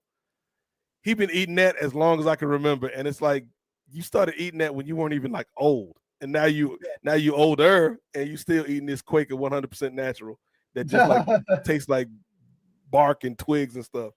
Yeah. And then when he want to get wild, I was telling Ray, when he want to get wild, he has some Life cereal just to mix it up a little bit. Yeah. That's when he go crazy. Nah. Nah. That's like, you crashing out, Pops. I see you got the Life cereal out. You good? But yeah, shout out to Pops, man. Where the sugar at? Yeah, like you need some kind of sugar to get your day started. Just ask Ludwig Kaiser, or don't. I don't need believe answers. that man was in that DM. I need somebody answers. Swinging at the I at the need end of a fight. answers. I think that was somebody swinging at the end of a fight, and they said, "Man, that was kind of tough. I got beat up. I gotta get something, man. I'm the queen." Right. You can't go to the back like that. That's why Ludwig Kaiser's in my DMs. It's like, really, Sean? Come on, Ashley. Come on, girl. It reminded me of Conor breaking his leg against Dustin Poirier, and then literally, what does he say to Dustin? Your wife was in my bloody DMs. Literally said that with a broken leg on the ground. Like, you're done, son. Just be quiet. You know, Kaiser just backstage, like just at catering, like she said, what? No, he did the 50 Cent. She say meatball. And then Becky Lynch just walks up. Ooh, that's a bad break, laddie. And scene. All right, we appreciate everybody who watched with us live on Monday evening, and shout out to everybody listening in the future. For Gerard Downtown Brown, for Two-Way Ray Williams, and for the professor himself, Chris Ely, soon to be Sherry Shepherd show guest. I am the Godfather, Nate Milton, and she's like, who should I send a shout out to? You know what? It's your episode. You were the title, titular person of this episode. Good night, Paige Bueckers. Wherever you are, you'll forever be a champion on these streets. Because you've been down with the Kings. Hit the right music, Ray. He did it.